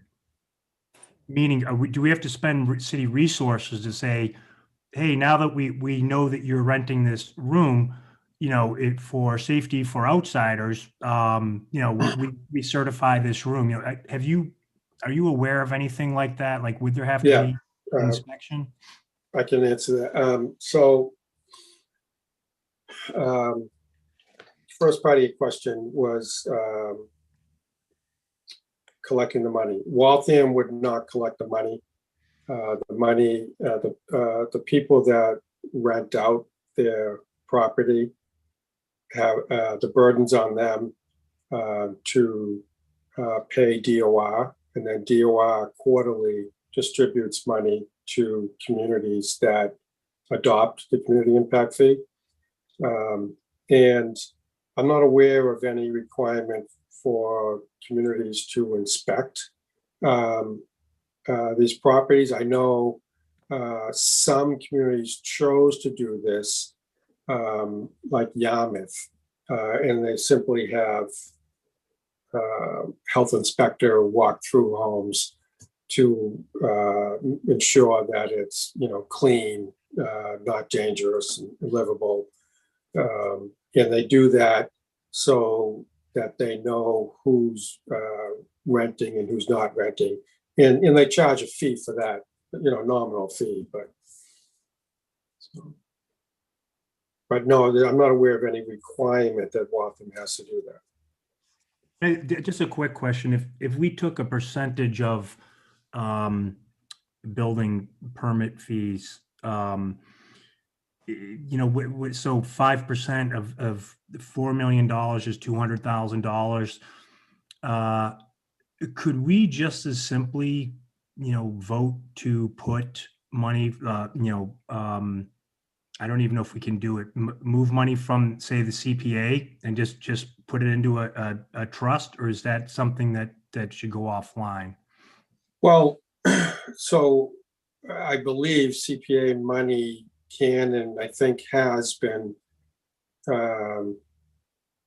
used through the Municipal Housing Trust Fund. But you know, we've been collecting, again, the state collects the, well, in this case, actually, I think it was the city collects the excise tax for the CPA tax.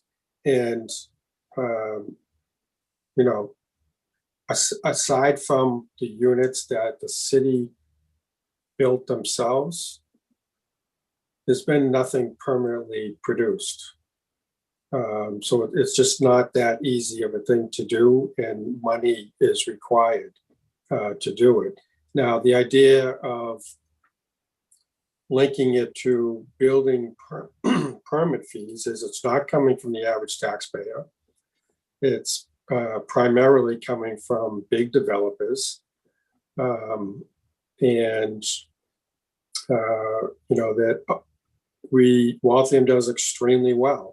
And so in effect, it's like allocating some of the general fund money, but it's more of a statement of saying that we as a body believe that, you know, at a minimum, we should be spending 5% of the annual revenue we get as a community from all this building and construction going on in our community. So those rates and fees are already established. We're not adding anything.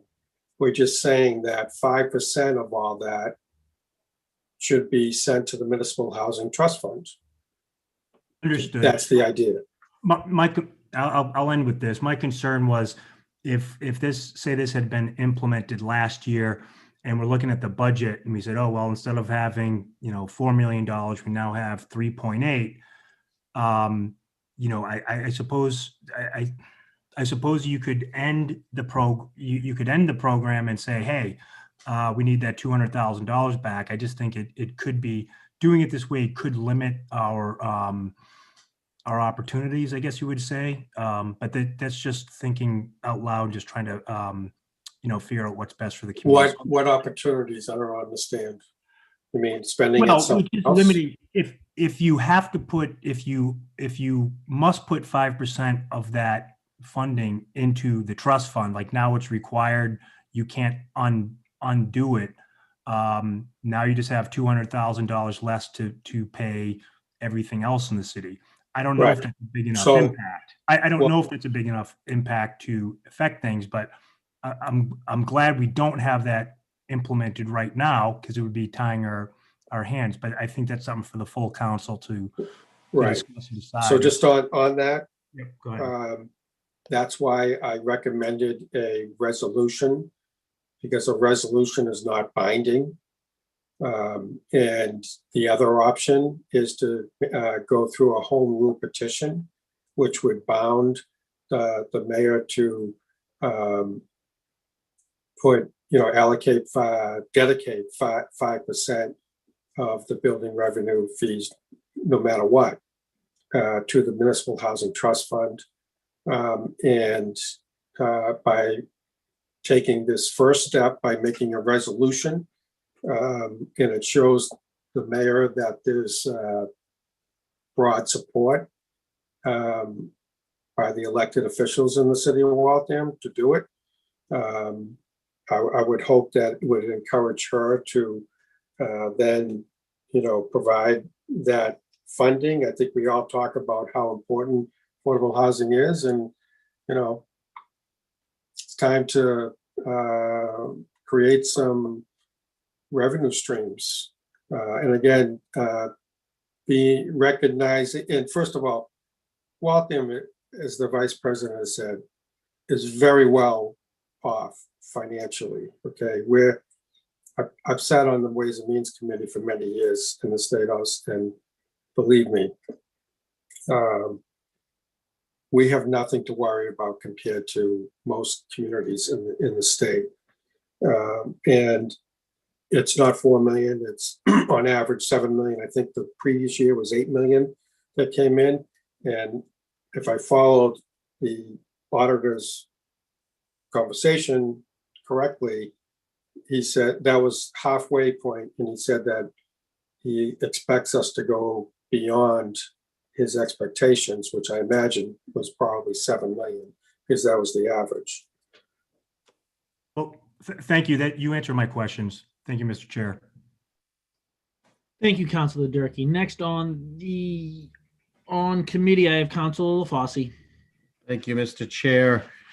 Through you to the maker of the resolution, just a quick question. Are short-term rentals even legal in Waltham? Yes. They are. Statewide. They are statewide. Okay. And then, just listening to what you're saying, I agree. Affordable housing is definitely something that we all need to look at. My only concern right now is, after hearing Mr. Santafanti's presentation about the mid-year budget of the city, how we're depending on certain funds to overachieve in order to help the funds that are underachieving, by permanently allocating something as simple as, like you said, building permits, where we're taking from big developers. We are basically, it sounds like, handcuffing the mayor and Mr. Santafanti, if you will, from being able to allocate funds in order to balance the budget at the end of the year. Specifically during a pandemic. I guess if we weren't in a pandemic, then all bets are off. But right now, everybody is struggling. And I agree. I mean, affordable housing is an issue.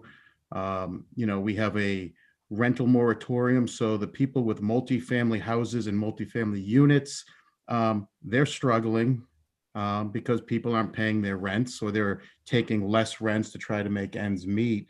I guess I'm wondering if there's other options other than trying to move play the shell game with the city funds in order to achieve what you're looking to do with affordable housing? Well, shell game kind of brings with it a negative connotation. I don't think it's a correct way to refer, because no one's playing a shell game here. It's upfront saying that we as a community agree that affordable housing is a serious problem, and we are willing to, allocate 5% of our building permit fees. Again, I shared your concern. I anticipated that concern, and that's why the resolution says post-pandemic. So in a post-pandemic world, which we don't know when that's going to happen, might be in 3 months, might be in 6 months, we don't know. But in a post-pandemic world, the hotel excise room occupancy tax would rebound because people would be traveling again. And again,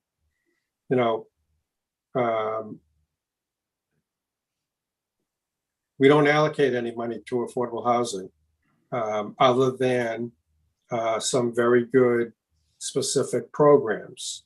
But there's no, the mayor and City of Waltham even went beyond what they normally do and had a very generous, I think it was $1 million earlier this last year for rental assistance. But there's no yearly commitment to tackling to doing something else to tackle the affordable housing crisis that we have. Yeah, I mean, I've heard that numerous times where, the mayor's never done anything with affordable housing. I guess it's basically the way it's worded, if you will, because like you mentioned, the rental voucher program, though it's not using $1 million to specifically purchase a building, we're using it as rental assistance to make housing affordable for, the residents of Waltham that are suffering right now during this pandemic. Part of my major concern coming out of this pandemic, having spoken to many of the property managers or just people in business in general, is are offices going to come back, or are they going to be changed? Is Zoom kind of the way of the future? Is a company no longer going to need a 400,000 square foot office building because they realize that their employees can sit at their home office, still be productive, and conduct everything, where travel is not going to be as necessary anymore, which could be a concern for us as a community moving forward, where $5 million in our revenue is based on those hotels in 128, that the future is unknown on them. But I mean, I thank you for your efforts. I mean, obviously this is an ongoing conversation that will continue because the problem isn't just going to go away. And I'll leave it at that. Thank you. Thank you. Just in response, I'm not sure what you meant, but I did not say the mayor hasn't done anything on affordable housing. No, and I'm not saying, and I'm Councilor, I'm not saying it's you. I've heard it from others. I've heard it from online that, other people have said it, that the city of Waltham has never built one unit of affordable housing, but we've done other things indirectly. So we haven't brick and mortared affordable housing, but we're doing anything possible to make sure that people aren't out on the street. That's right. all I'm referring to. And as the main author of the affordable housing ad hoc, report that hopefully you can take the time to read. I went to, and the committee went to great lengths and recognizing all of the efforts by the city of Waltham, past and with the current mayor in the last 20 years. And, we because we believe it, and we highlighted a lot of the great programs that the city is doing. And I don't want to leave the impression that I think the mayor hasn't done anything, because that's not the case. I argue, I'm not afraid to argue with her when I believe process should be done a different way, but it doesn't mean I don't think she doesn't work hard on addressing affordable housing issues and or care about it. And all I'm doing is trying to come up with a way that wouldn't burden general businesses and homeowners, but by dedicating money to that we're already receiving through fees of people, of companies building, large multi-million-dollar construction projects. As to one of the things that they, that we can do is take some of that money and allocate it to the source. That's all.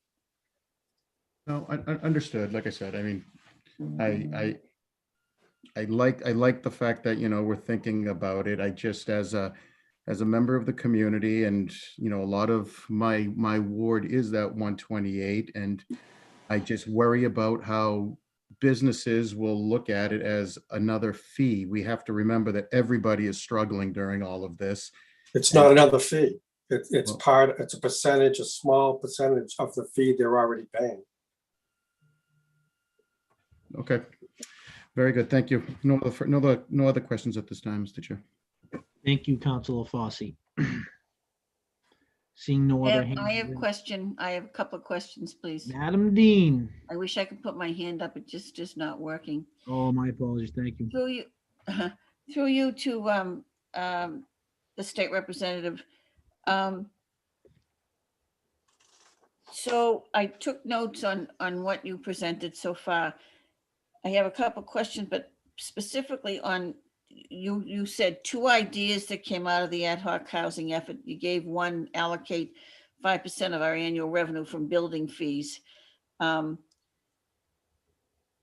does that 5% revenue that we would allocate, where does that go now? General fund.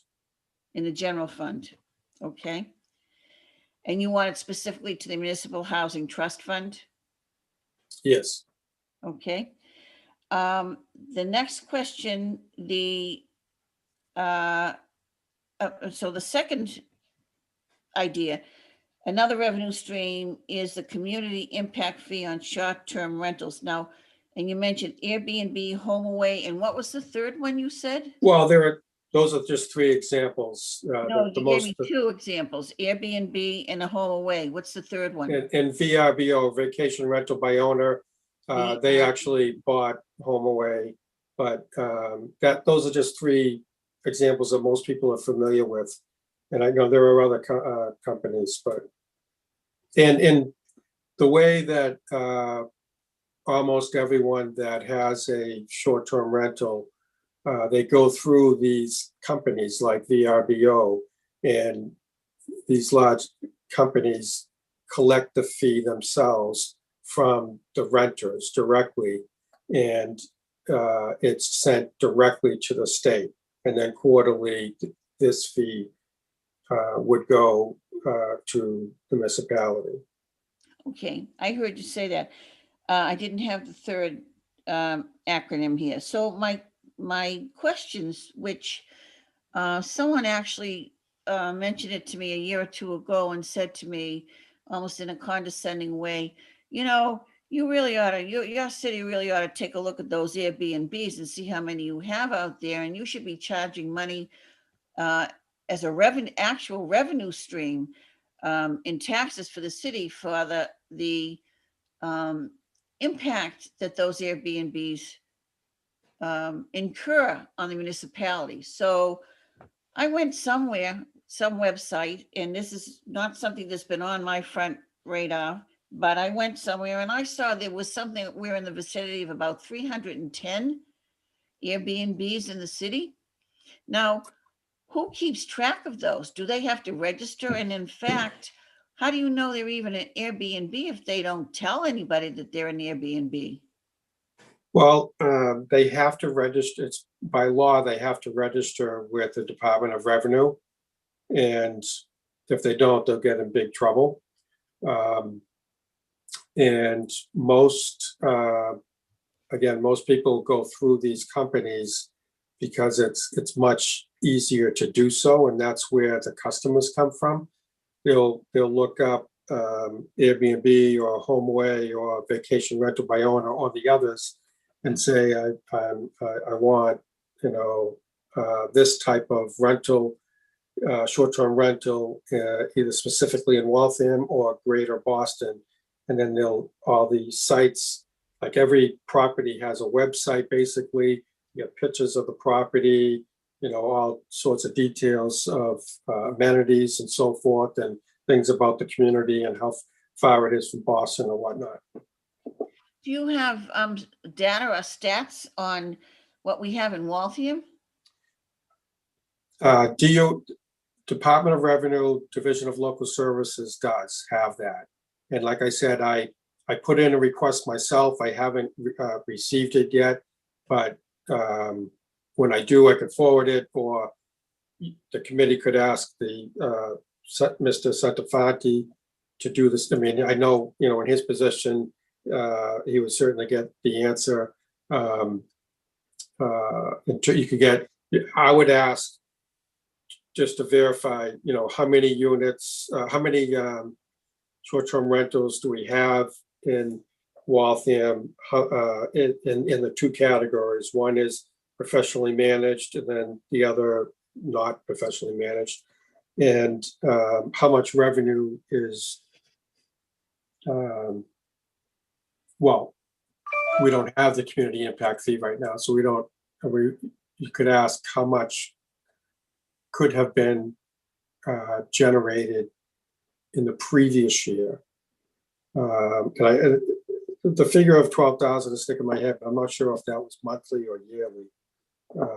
So I know, could you tell me, what is the definition of a short-term rental? Because I think of places, for example, like the hotel on Taunton Pond Road that is still and continuing to house homeless people. And then I think of across the street, the Home Suites, which is a small suite of rooms that I understand many families are living in there as well. So what is a short-term rental definition? Yeah, it's not hotels at all. And I don't believe it's rooming houses at all. There is a definition, and I don't remember off the top of my head exactly, but short-term rentals, they're always, a few days, a week, a few weeks, or a month, and that's it. Okay, so then when you continued, you said there are 3 different votes that could be taken, and they should be taken, I thought you said, in a specific order. So the first one would be a vote on professionally managed units. The second one you mentioned was multifamilies, and I didn't hear the third one. The third one would just be, right now by state law, if we adopted the community impact fee, we have to allocate 35% of that revenue toward affordable housing or local infrastructure. And but we have the option of taking a vote to allocate all 100% of that community impact fee going towards that category. Otherwise, it goes to the general fund. So what's the third category? You said professionally managed units. The second one is multifamilies, and what's the third one? There's just the 2 categories, but 3 votes we could take. You're talking about votes. Okay, I see. Right. Now, I'm sorry. Could you define, when you say multifamilies, what do you mean? Do you mean 2 families, 3 families, 4 families, or large complexes? No, they, like, 2, 3, 4 families. Some people rent them out, or, single family homes that may rent out. I don't know if there's any of that in Waltham, but certainly in vacation areas like the Cape. Okay. Wait now. So then, the people who rent out their private job. So then, so the mechanism here would be that the burden of responsibility would be on the owner of the dwelling, whatever that dwelling is. And the burden would be for the owner of that dwelling to pay DOR. And then DOR would then quarterly return the receipts from those dwellings that come from Waltham to DOR, return our portion to us. Does that sound right? Yes. Okay. Okay. And the one last thing, and I appreciate the work that you and the committee have done on this. I do. But I have to say, I hear you keep saying, well, it's a resolution. So I'm hearing that you want the resolution passed now, but all of the qualifications and circumstances that I'm going to be basing this on are going to come becoming post-pandemic. And I find that very difficult for me post-pandemic. Right. So. And they don't have to be posted. You could choose to do it now. But I didn't want to wait until the pandemic was over, not knowing when that's going to be. I wanted to, initiate the discussion so that folks understood the issue and could ask more questions or do more research. And if the committee chose to wait to act on it until after the pandemic, that's committee's choice, but the committee would be informed and not have to start, from the get-go. And also, quite honestly, to, just add another, discussion of, I believe affordable housing is important, like I know everyone does, and I want to continue the conversation in whatever way we can. And certainly, I think it's responsible to try to come up with revenue ideas. And I'm working on another one that may or may not be popular, but it's, I think it's good to be thinking in that way. Thank you. Thank you very much, Mr. Chair. Thank you, Madam Dean. On committee, Councilor Vidal. Thank you, Mr. Chair LaCava. Through you to Councilor at Large Stanley. Thank you for speaking to us tonight. I think your points are well taken. They're very important. I'm happy you took a moment to bring these in. I want to share some of my thoughts, and perhaps it kind of line with Councilor from Propeller Road regarding why now and why not wait until the pandemic is over, whenever that is, to have a bigger discussion. I think discussing these topics right now, after we had a conversation with our the city's auditor in the way our funding looks, and I understand that you want this to happen after the pandemic. So I think, in my opinion, we're better off doing that. I mean, we're having a really good discussion here, but I think once when we see where everything settles, see how our revenue looks and how much, how we look at it in the good side of financial stability, we can have this conversation one more time. It's kind of hard to just talk about this right now as revenue coming in.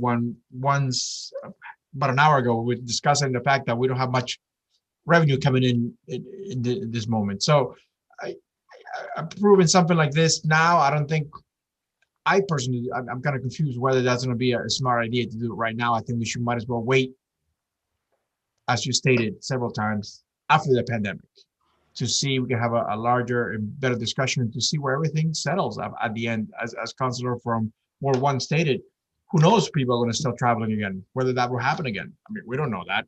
I mean, it's one of those things that things have changed a lot in the community, whether people work remotely, whether people are traveling, and we need to make sure that the revenue to support our community continues moving forward.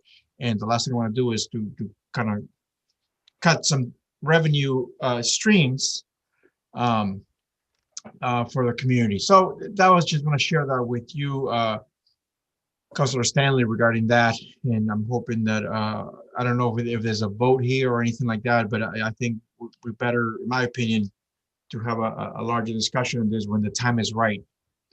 Thank you very much. Thank you, Councilor Vidal. First time around off committee, Councilor Randy LeBlanc. Thank you very much, Mr. Chairman. Through you to the maker of the motion, as far as the revenue streams go, I just want to touch base a little on the building permits. You know, as we heard with the different stresses we're going to have on our revenue coming in this year, and you know, going forward with the hotels and the large building and the office spaces. The 5%, so the building permit fees that go into the general fund are basically, if you look at the 100% dollars, they go into the, and we use it for expenditures for the city. So taking 5% of that and spending it somewhere else, you're going to have to, especially if we have shortcomings, you're going to have to make that up somewhere else, whether we raise property taxes or something like that. I mean, you could arbitrarily pick anything and split 5% off it. But the bottom line is, if it all goes into the general fund and we use that to run the city, you know, something else would have to be made up somewhere else to, you know, account for that. And on the Airbnb, I definitely agree. I like the idea of it because it's potentially going to stand on its own. It's going to create a revenue stream that stands on its own, and it brings in a revenue for something that was taxed or something that was not taxed, and for something that is untaxed revenue. So I do like that you're, you know, thinking out of the box to create a revenue stream. One thing I will point out is that if you go on Airbnb Waltham and just do a search, I just wanted to see what was available. Nothing came up on Airbnb for Waltham. So I don't know what, I'm sure we have some. And the other question I have is, I think short-term rentals it's definitely under 31 days. And I think it could be as low as 14 days. We have one that comes to mind on the corner of Maple and Adams Street. We have I think it's rent by the week. And I don't know if that would fall in the category of short-term rental, because that person would pick up a big burden. And or there's another one on Crescent Street, I believe.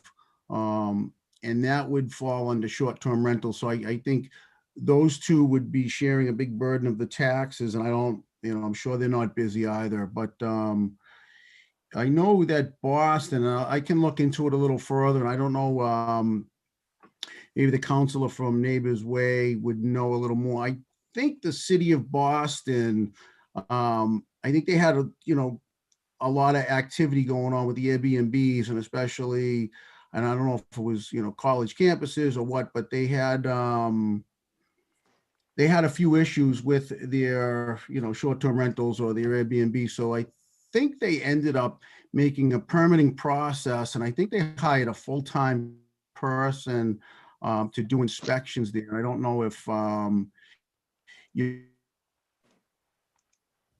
aware of that, and if that would be somewhere we're doing, which would then just pretty much wipe out the revenue, or would it be something that the taxes would not go back into the salary? I don't know if you could comment on either one of those. And like I said, thank you for, you know, it does have the potential to stand on its own. So I like it. I'm not trying to shoot it down. I'm just curious if any of those options have been discussed. Thank you. Thank you. You're a little bit broken up there at one point, but I think I got the gist of it all. And again, a resolution isn't binding. It doesn't, should, revenue fall through the floor. There's nothing that says that will hold the mayor's feet to the fire, that she has to allocate 5%. Passing this resolution doesn't force her to do anything other than show that there's political support to do it.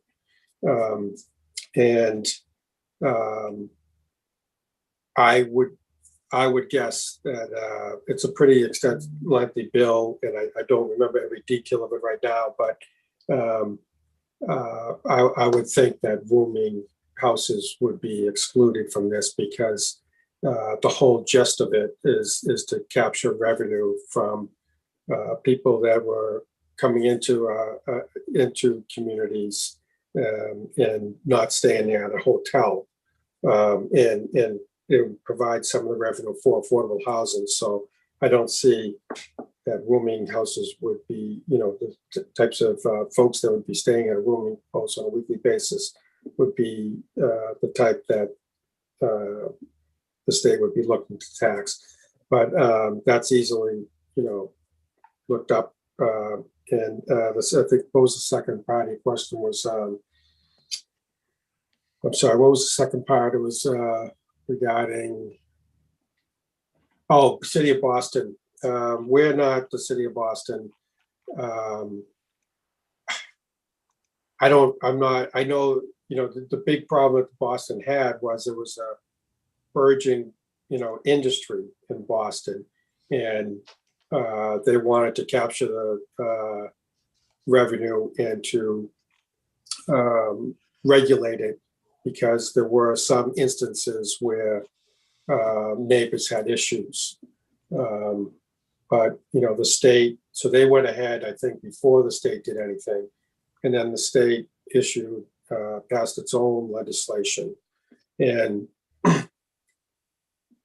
I've lived here all my life. You've lived here all your life. And I'm not sure if the vice president said this too, but I'm not personally aware of any. But I know they're out there a lot more than I thought there was, because of my discussions with Division of Local Services of Department of Revenue. And I know there's at least 90 or 100, and it might be, I think one of the previous speakers said 300. And it could very well be that many that are registered in Waltham.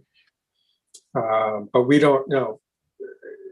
I've never heard of any other community or down the Cape, which has more than its fair share, that has been required to spend more money on personnel to do things. I have personal experience with, it's about 3 minutes that they go to a house and inspect a house and walk in and walk out, essentially. And they do it because they want to, not because they need to.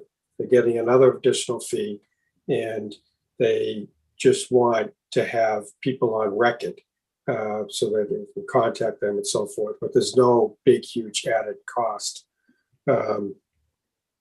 So I don't know, it's just a couple of ideas to pay for good ideas, like your idea to buy homes for $400,000 or $500,000. Where's that money going to come from? Right now, there's no money allocated for that. So that's all. Excellent. Thank you very much. And like I said, it could generate a revenue stream. So, I'd just be curious of what the regulation would be on any of that. So, and I thank you for your time and bringing it in. Thank you. No further, Mr. Chairman. Thank you, Councilor Blank. Second time around on committee, I have Councilor Fossey. Thank you, Mr. Chair. Just one other point. After the councilor from Linden Circle mentioned Airbnb, it kind of jostled my memory a little bit. I remember there was a lot of controversy in Boston, like we had mentioned, and I do recall that the city, at the state level, we took care of that. That I believe, like right, and I looked it up. It was in 2019. Governor Baker signed a bill over which Airbnb and other companies similar to that, they put up a big stink, if I recall. The new law basically was a tax on short-term rentals, and it aligned Massachusetts with most other states in the country. And basically by expanding the Bay State's hotel tax to Airbnbs and other similar rentals, basically the Baker administration said that it was going to level the playing field for short-term rentals. And then basically the law also defined what short-term rentals actually means. Mhm. And it's an occupied property where at least one room or unit is rented out by an operator through the use of advanced reservations. That includes apartments, houses, cottages, and condominiums. The definition does not include hotels, motels, and other lodging establishments providing accommodations to guests, as well as timeshares and month-to-month leases. A short-term rental is a rental that is not for more than 31 consecutive calendar days. So I guess where the idea that you're proposing is good in theory, would it in essence be a double taxation where there was already a bill passed at the State House on short-term rentals? And Airbnb? No. What I'm saying is, well, I mean, this could be, so the 6% excise room occupancy tax already applies. So this is an additional fee on short-term rentals, not on hotels. And part of the argument, by the way, to pass legislation with regards to short-term rentals came from hotel owners, especially in vacation areas like the Cape, because of the increased popularity in renting homes through short-term rentals as opposed to going to hotels. They were like, well, we pay all these taxes and they're not. So it levels the playing field there for them. And it also provided more revenue for the Cape Towns in particular, and then, Berkshires, but also Boston area. And lo and behold, we have, a decent amount of warfare. No, and I agree. I guess part of that bill also created a first of its kind statewide registry for short-term rentals in the Commonwealth. And that's why I was just looking at it and saying, okay, we have that bill that taxes these short terms at a state level, and can we at a local level then try to pass a resolution or a mandate that an additional fee is placed on them? I'm just wondering what kind of legalities we would run into. But no, there's no legalities. This is state. It's part of the state law, part of the short-term legislation that's already passed. This is an option for communities to adopt this additional fee, community impact fee, to help pay for, any additional costs for them coming into the city, what have you. It's a revenue generating fee, and the people that pay it are the ones that are staying at these short-term rentals. You might get some short-term rental owners complain about it, but I know that many of them complain to hell and high water in other areas of the state, and all of their fears did not come to fruition. People still rented, even with the pandemic. And so it's not like there's going to be a huge outcry of folks saying that you're adding a tax on me to pay, because it's the people that are paying are the ones that are visiting here from elsewhere. No, I understand that. I mean, I've actually done Airbnb on travels in the past, and the reason that we did it is because it was a better buy than staying at a hotel. But when you continue to tack on fees at both the state and local level, at what point do you reach the tipping point where me taking an Airbnb down at the Cape is no longer advantageous, and I'll go to the Marriott where I have an all-inclusive for equal or lesser money. That's all. I'm just, you can't continue to tax and fee and throw fees on things, expecting people just to pass it on to the end user, because eventually you're going to push that end user away. Right, but what I'm telling you is that fear that a lot of people have, and a lot of business people like yourself, it hasn't come to fruition. It hasn't affected the short-term rental industry to date. I wouldn't call it a fear, Counselor. I mean, I think it's just a faced reality that it's going to come a point where you can only push the end consumer so much with fees and taxes, that they are eventually going to walk away from us or from whoever the provider is, as a no longer good return on their investment. It's not a fear. Like I said, it's just, business 101. You can only charge people so much before. And do you know that this would reach that limit? Well, I don't know yet, but I'm saying eventually you're going to fee people so much. It's just business 101, Tom. You know this. You cannot continue to fee and charge people expecting them to pay to finance other projects. Right, but we're talking about something that I don't know if anyone on the council even knew that we had in the city until the resolution came forward. And there's no evidence that what you're saying is going to happen. And to the contrary, throughout the state, it hasn't happened. But anyway, I mean, your point of view is your point of view. I don't think I'm ever going to change your mind on that. But I'm just trying to provide some ideas on bringing revenue to attack this problem. No further questions, Mr. Chair. Thank you, Councilor Fossey. Second time around, Councilor Durkee.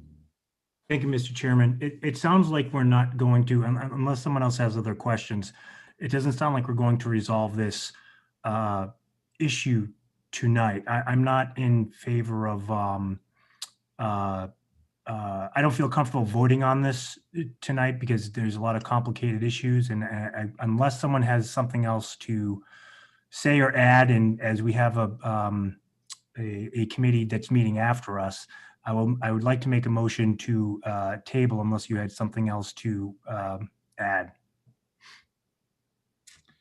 I'm all set. Motion. I'm sorry, Councilor Stanley, please go ahead. No, I thought he was asking me. I'm all set. Okay, motion. Thank you for your time. I appreciate it. Non-debatable on the motion. All those in favor? Aye. Aye. Opposed? The ayes have it. That motion is tabled. Councilor Stanley, thank you for coming in front of the Finance Committee with that this evening. We do appreciate your time. Thank you very much for everyone's time. With that being said, the time is 10:35 and Councilor Vidal makes a motion to adjourn the Finance Committee meeting. On the motion, all those in favor? Aye. Aye. Opposed? The ayes have it. We are adjourned. Thank you very much, everyone. Thank you, Mr. Sanafani. Thank you. Thank you, Chairman LaCava. Clerk Fazad, are we ready?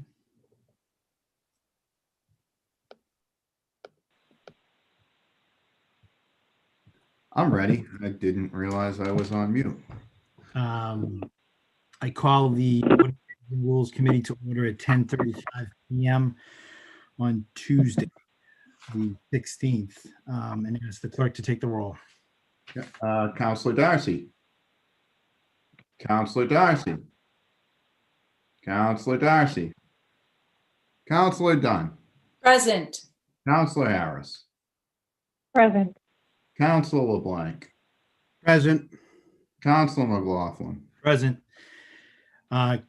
Councilor Harris moves to approve the minutes from February 1st, 2012. All those in favor say aye.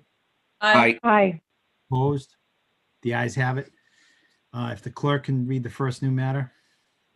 First new matter is the recommitment of the zoning amendment related to medical marijuana. Councilor Darcy moves to table that matter. That was coming back from the first reading, correct, Mr. Clerk?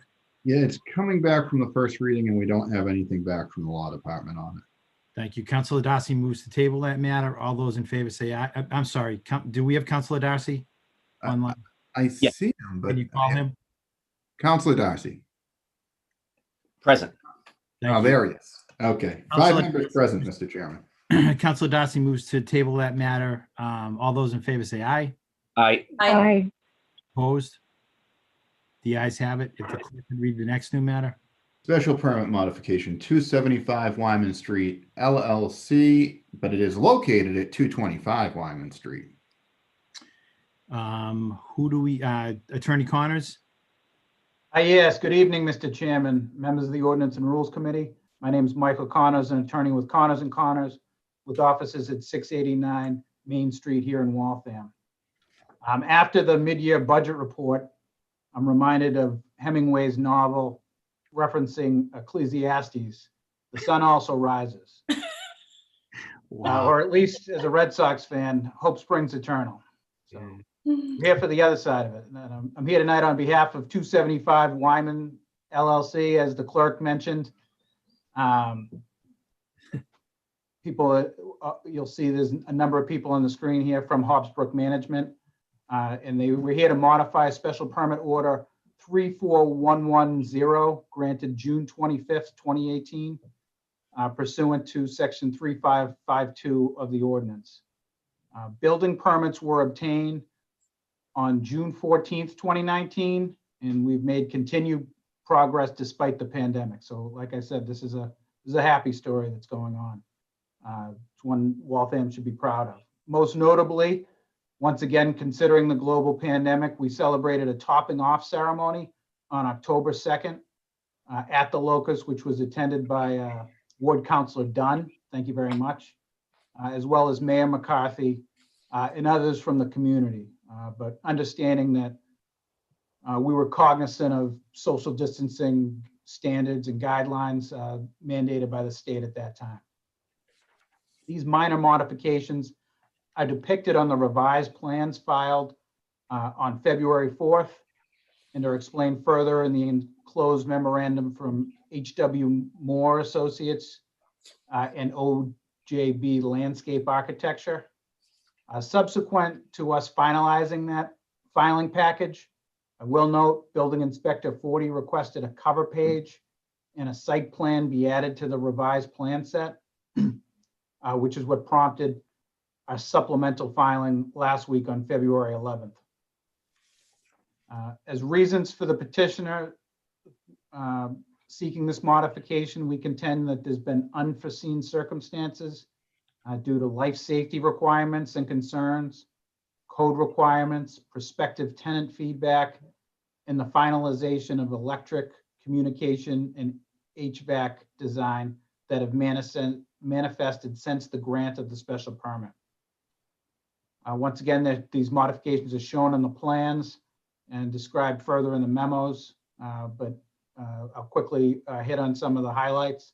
There's a reduction in the overall building footprint, particularly in the building's southwest wing, which increases the setback from Wyman Street. That has also affects the building overhang, and the canopies are being reduced in that same section that correspond. There's adjustments in the location and alignment of several footpaths and building entrances to better accommodate life safety and accessibility requirements. At the special permit level, the plans are at a certain level. Then you get out into the site with grading and the like. They just had to rearrange some paths because of slopes, et cetera. So this also has a corresponding change to the landscape features. Relocation of a loading area on the southeast wing to improve deliveries to the north wing of the building. The former loading area at the south wing is being repurposed as additional green space. There's a reduction in the overall number of transformers. There's also been a modification to the bicycle parking by relocating bike parking from the parking garage to the interior of the building, which will be more convenient to bicyclists and encourage the bicycle community. The overall number of bike spaces remains at 50. There is an addition of a solar canopy to the top of the parking garage. And there's other modifications to the parking garage layout to accommodate carpool spaces, low emitting fuel efficiency vehicles, otherwise known as leafy or leffy parking spaces. But once again, similar to the bike parking spaces, the number of parking spaces remains the same at 1495. There's various modifications to site utilities. And as I mentioned, this is all enumerated and laid out in the two memorandums. So due to the late hour, and I think I've laid out the major aspects here, I will end my presentation in chief, Mr. Chairman, and I can answer further questions. I do have a number of representatives, as people can see on their screen, from Hobbsbrook Management, as well as consultants. Thank you, Mr. Connors. On committee, Councilor Harris. Thank you. Sorry, I needed to get off mute. Thank you, Mr. Chairman. Through you to the attorney for the petitioner. Good evening, Mr. Connors. Can you, hi. I think, this is well enumerated. I guess, can we just talk again about what are the drivers for this change? I mean, you went through an exhaustive process to obtain the special permit and move forward on the project, and then something happened. So I really want to spend a moment. I can read the enumerations, but what's not here are the drivers. So can you please speak to that or ask? I'll make a motion to hear from other off-committee members. Councilor Harris moves to hear from all off-committee members. All those in favor say aye. Aye. Aye. Opposed? Aye. Aye. Ayes have it. Thank you. Thank you very much. I guess the biggest issue is the limitations of a modification under, or what necessitates one under section 3.552. Okay. We have a brand new building. Obviously, it's a state-of-the-art. Hobbsbrook Management's has the office park there. You've seen the quality of build-out. They're bringing high-end tenants to Waltham, which will bring high assessments. And that's why I was kind of referenced the taxes coming inside. But along with the size of the building, the special permit plans go to building permit stage. They get tremendously detailed. So it's not, the drivers are more putting it in the exactness of the plans at that level. Minor changes as to once you start laying out floor plans to a higher detail. So I guess overall, the building's not getting bigger. We have, there was a condition that allows it to be slightly smaller. But that's the main driver. And we have had some tenant feedback, as I mentioned. As you've seen, there's a greater demand for lab space. So that's one of the things that may be reflected in that we listed as far as loading areas and the like. As testimony occurred, and if anybody's watching at home still, on the hours that we've spent deliberating other topics, COVID has had a large impact on our community, how business is conducted, and obviously our finances, right? But special permits continue to go forward. I really wanted to understand if this was driven by a particular tenant, and you just kind of touched on that, that this is to be more attractive to the lab suite, which is a more popular, can't be outsourced work from home kind of model, and is still in high demand. Is that correct, Attorney? Correct. And obviously with that comes very high paying jobs in the building too, so. right? And then the other driver of these changes, I think it's important because we'll deliberate over the enumerations, but this is really a progressive elaboration of the implementation details. So you had your spec, you had your conceptuals, you get down to your engineering, you start working it, and then you start to see some things don't work. And so that's really another major driver here for some of the changes. You're not increasing the footprint of the building. You're really more or less changing amenities, accessibility, and green space. Am I reading this right, Counselor? Correct. I think the only thing from the outside that would appear different, but is very typical, and I've actually heard this council encourage it, is the addition of the solar array. That is very welcome. That is very welcomed, and we appreciate it. I know due to the late hour, I have no further questions. We can address it in further sessions. Thank you very much, Attorney Connors. Thank you very much, Mr. Chairman, and to the petitioners before us. Thank you for investing in Waltham. Thank you. Nothing Councilor further. Harris. Thank you, Councilor Harris. Councilor Dunn. Thank you, Mr. Chair. Yes, I was fortunate to attend the beam raising ceremony, which was very nice. And we were all distanced and we were all outside. So it worked out very well. I've been following the progress of the building since before I was elected. So I think I see only improvements here for the project and the ward and the city of Waltham in general.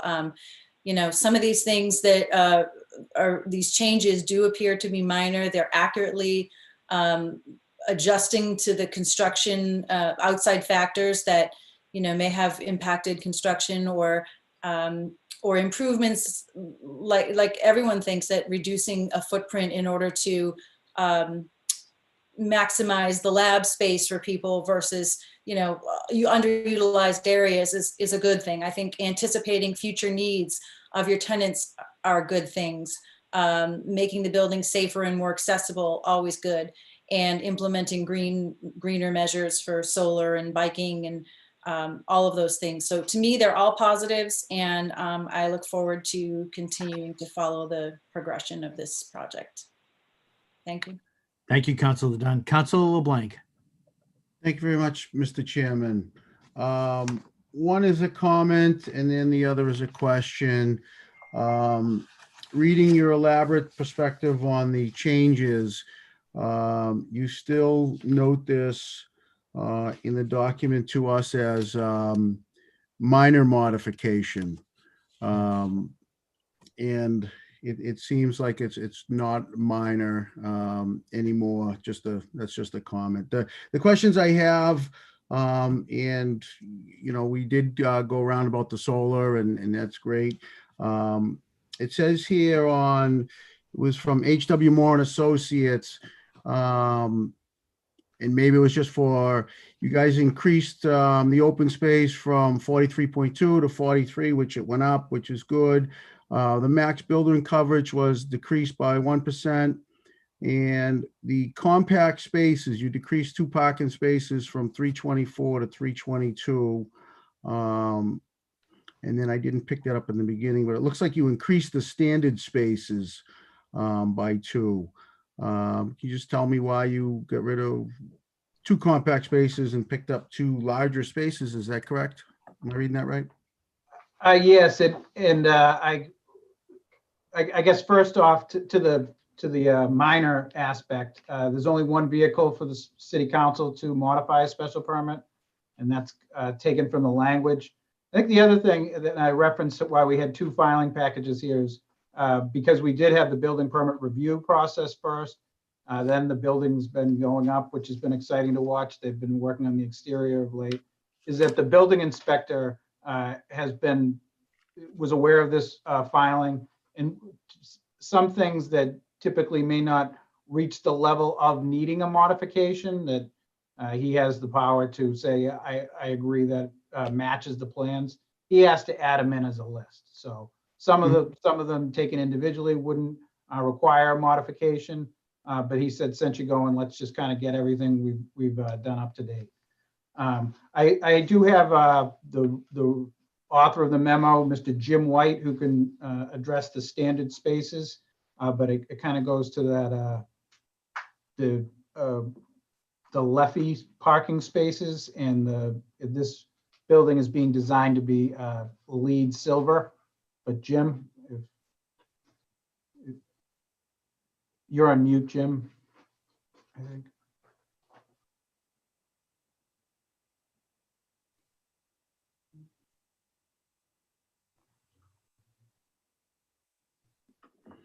Jim, you're on mute. I'm not sure if.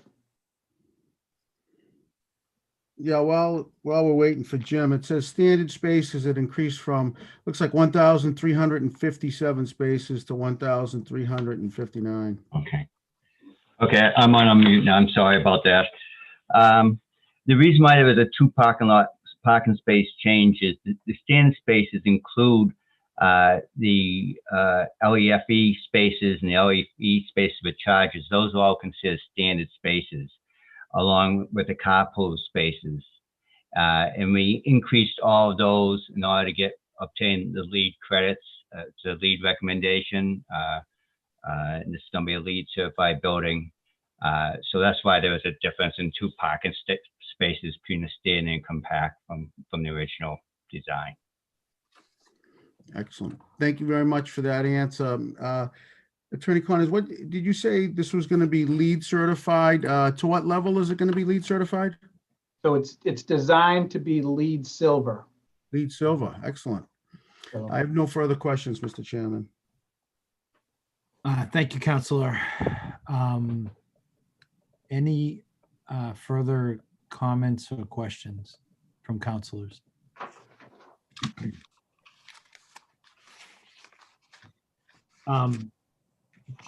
Just real quick, Attorney Connors.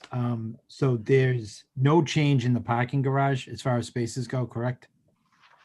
correct. As I mentioned, section 3552 has very limited what can be modified. And one of the specific things it spells out is you can't reduce the number of parking spaces. So while there was a change, some of that is to reach the LEED certification. So as we just mentioned, even though there's two more standard size spaces, it's still the compact spaces would be something seen as a green initiative. And so that's consistent with that. So correct, there's no change to the number of spaces. And I have the plans here. Could you have somebody speak to, we're happy about the solar canopy. We're happy to support efforts to move towards solar. Can you have somebody speak to the size of that? The size of the canopy? The canopy itself, yeah. Jim? Yeah, the canopy location or size is indicated on the parking garage plan, sheet SP 11, and it shows an outline on the garage of the dock on the garage upper floor plan. It's on the top right-hand side of the sheet. It outlines the solar panels. Then down the bottom left corner of the sheet, it shows the elevation of the canopy on the garage. So, Mr. White, what's that elevation? The elevation, it ends up being a few feet higher than the stair tower. Okay, fair enough. Top elevation. Okay, fair enough. It slopes from the west side is low and it slopes upward at I think a 3-degree angle to the east, and so the easterly side is a little bit a few feet higher than the westerly side. Understood. Those are the questions I had. What's the wish of the committee? Motion to lay that matter on the table. Councilor Harris moves to table this matter. All those in favor say aye. Aye. Aye. Opposed? The ayes have it. Thank you, Attorney Connors. Thank you. Thank you. Mr. Clerk, no other new matters, correct?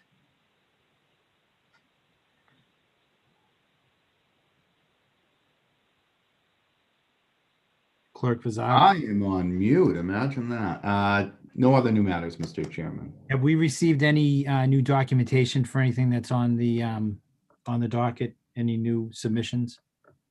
On the committee docket, we had something on the special permit on Linden Street that was a new submission from the Councilor Harris moves to take Linden Street, I think it's 4953 Linden Street from the table. All those in favor say aye.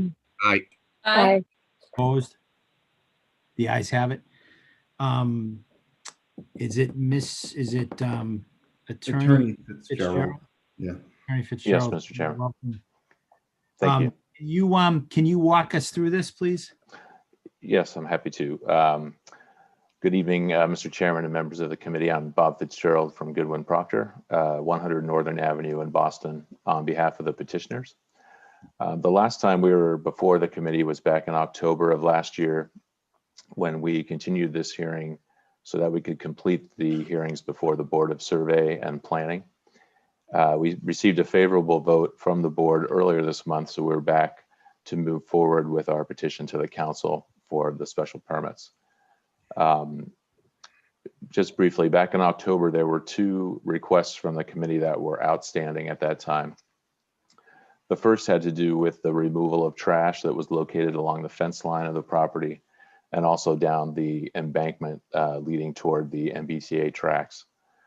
We reported by letter to the committee back on December 3rd that the trash had been collected and removed, and that Kimco's new property manager, Mr. Joe Dennis, has instituted a procedure to survey the area on a regular basis and to collect any wayward trash that might be present in those locations going forward.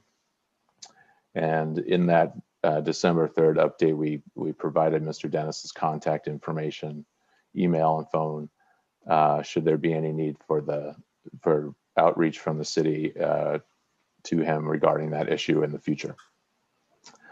The second issue had to do with a request to provide additional detail on the proposed drainage improvements associated with the ATM project. And with me tonight is Camille Baranowitz from Stonefield Engineering, who can describe the proposed drainage improvements in a little more detail. But I just wanted to note before that the drainage improvements themselves were a topic of much discussion with the Board of Survey and Planning, and that the drainage plans that Camille can discuss tonight are the same plans referenced in the final decision of the board granting their approval of our petition before them. And Councilor Harris moves to hear from all off-committee members. All those in favor say aye. Aye. Aye. Aye. Thank you. Sorry, Attorney Fitzgerald, continue. okay, so the final design of the drainage system will require some site-specific data to determine things like infiltration rates and to finalize certain design parameters. So the board included a condition in its decision that the city engineer approve the final design prior to the issuance of a building permit for the ATM improvements. And we have included the same condition in our draft decision for this petition as well. So with that, if it's the committee's pleasure to hear from Camille to describe the drainage plans, he could share his screen and walk you through that briefly. That would be great. Thank you. Thank you, Mr. Fitzgerald. Thank you, council members, for being here tonight, listening to our application. As Mr. Fitzgerald said, we've been working on some improvements to the plans, one mainly being the addition of a stormwater infiltration basin. If I can just request from the clerk to share my screen, I can put up the plans for you guys to see the changes. Should be okay now. Okay. Can everyone see this? Yes. Perfect. All right, so since we've last discussed, and as you're familiar with the project already, I'll give a brief synopsis. We are proposing a standalone drive-up ATM in the existing parking lot for the property located at 51 Linden Street, sorry, in Waltham. These are the, much of this is the same as what you've seen in the past. The recent improvement and addition we've provided as requested by the city is the inclusion of the underground infiltration system. The system is located just east of the proposed ATM. You can see it shown here in the dashed striping here. The system has been designed to hold the 100-year storm for the proposed disturbance as part of the project. The system itself is an underground system. It's a long stretch of open-faced HDPE piping, 2 rows of it with a foot of gravel bed for increased infiltration into the subsoil. Overall, this would be an improvement for the parking lot. Currently, as there's no drainage measures taking in place in this area, we provided 2 inlets located just north of the basin and 1 located just south. So these inlets would be able to capture the overland flow associated with the disturbed area that we're providing for this project. We have met with the planning and surveying department and board. They have approved the proposed basin, and we have met with the city engineer, and he had a few comments that we have agreed to address moving forward. Overall, the proposed improvements do reduce this overall site runoff leaving the site, and we think this is a valuable addition to the project. And at this time, if any questions for me, I'd be happy to take anything. Any questions from the committee? Mr. Chairman? Thank you. Councilor LeBlanc. Through you to, hopefully I don't butcher your name too bad, Barnowitz? Not Yeah, close? that's good enough. Baranievich is good enough.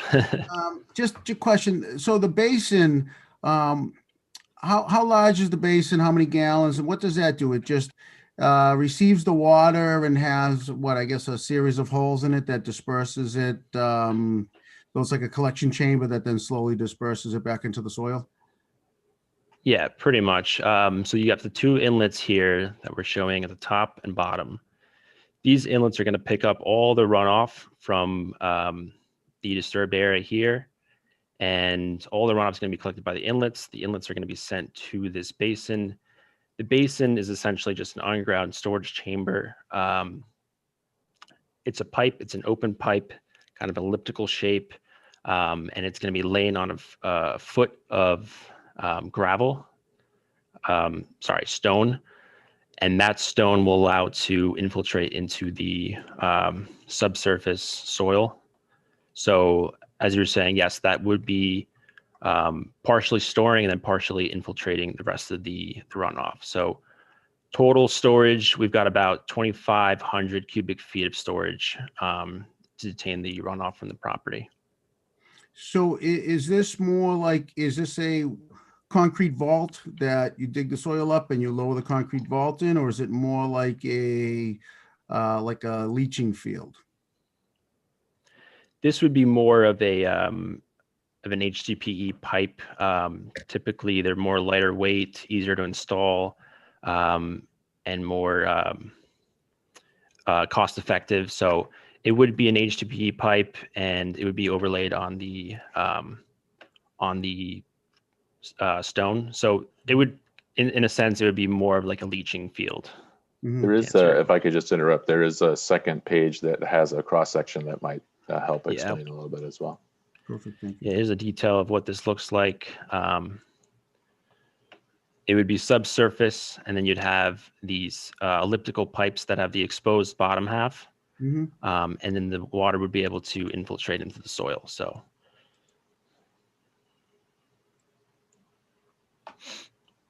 Understood. Thank you, because that was one of the concerns, is that's a tough area for drainage, and we've had a low spot, and we've had some flooding in that area. So thank you very much for that. Thank you, Councilor LeBlanc. Councilor Darcy. Thank you very much, Mr. Chairman. My question is, the applicant stated that it's 2,500 cubic feet, and how many gallons of water would that be? I'm not exactly sure the exact conversion to cubic feet, but it would be the appropriate conversion factor to gallons. I can try to pull this up real quick for you. Yeah, I'm just curious on how many gallons of stormwater we're talking here. So we're talking about 19,000 gallons. Okay, so it's like a factor of six or so. And then the next question I had is, what storm event has this been designed for? Like, So it's how been did, designed for the 100-year storm. okay, Yeah, the 100-year storm for the rainfall data for this area. So okay, and was there any consideration of covering the rest of the parking lot to accommodate the stormwater from the remaining area of the parking lot? well, we felt due to the scope of the project, just covering up this disturbed area that we're providing. If we were to disturb any more of the parking lot, we'd have to provide additional storage. So what we're providing today and what we're providing for this project is the required storage for the disturbed area that's included within the scope. Are there any stormwater conveyances on the other part of the parking lot, or is it just? There's an existing inlet a bit more east. You can see it's off the page here, but there's an existing inlet, and this would just supplement to the existing stormwater management on site. So there's one existing inlet that just drains directly off into the Beaver Brook? I believe there's some existing stormwater okay piping underground here. I'm not exactly sure where it drains to, but I know there is an existing inlet on the east face of the plan here. You can't see it off screen, but okay, all right. That's all I have. Thank you very much. Thank you.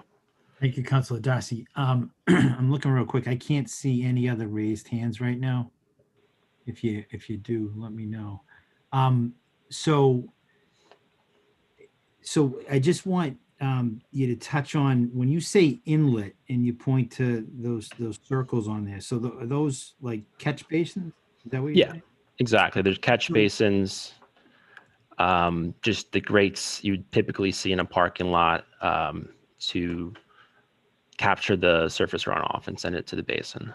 So when you go to install the new ATM and you lay this all out, that disturbed area, whether it be where the ATM is or where you have those parking spaces, are you saying that that's now all pitched towards those drains?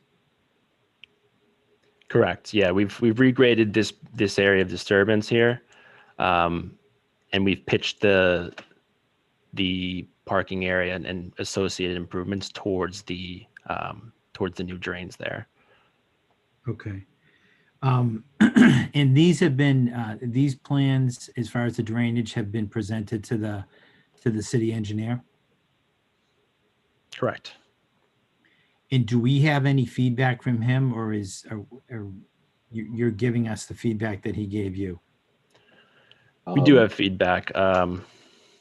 Yeah, with the material, if I may, with the materials submitted, I included a copy of an email from the city engineer to the Board of Survey and Planning that outlined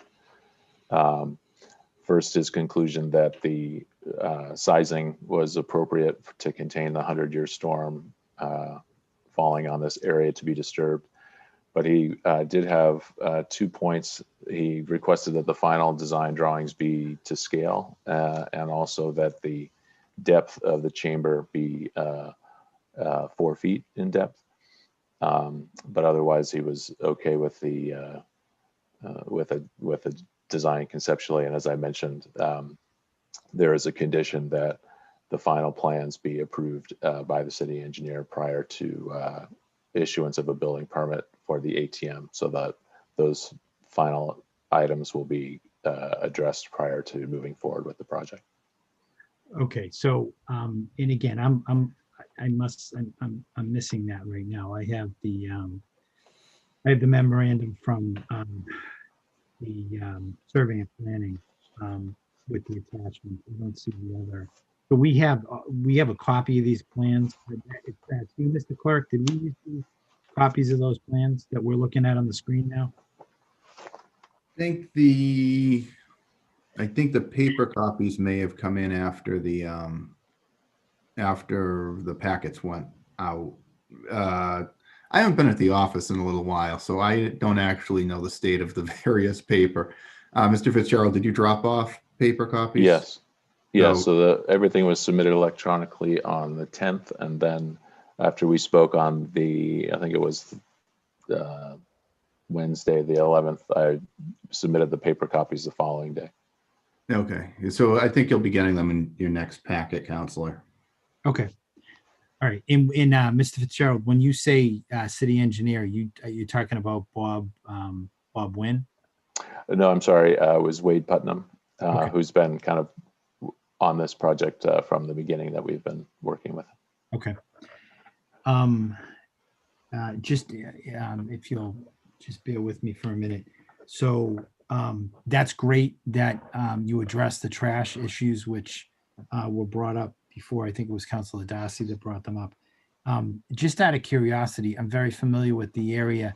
How are they getting in there to clean it? Do you know? Because I don't believe there are any gates there. I mean, is this a case where you guys are having to hop a fence? Because my concern would be, it's great that it's cleaned up now, but what efforts are going to be made to make sure that remains clean? Right. So it's my understanding that there is a gate near the rear of the property along the fence line where you can get access behind the fence. Okay. So it's not I don't think they're scaling the fence and doing that way. They're getting access more conventionally. Yeah, and I don't mean to be funny about that. There's a slope on the other side of that fence, and Right. that was a good point. So I want to get those copies directed to the clerk. I want to make sure we get those copies in the next packet. And then the last thing, Mr. Attorney Fitzgerald, so I brought this up before, and I wish I had taken a picture that I could share with you tonight.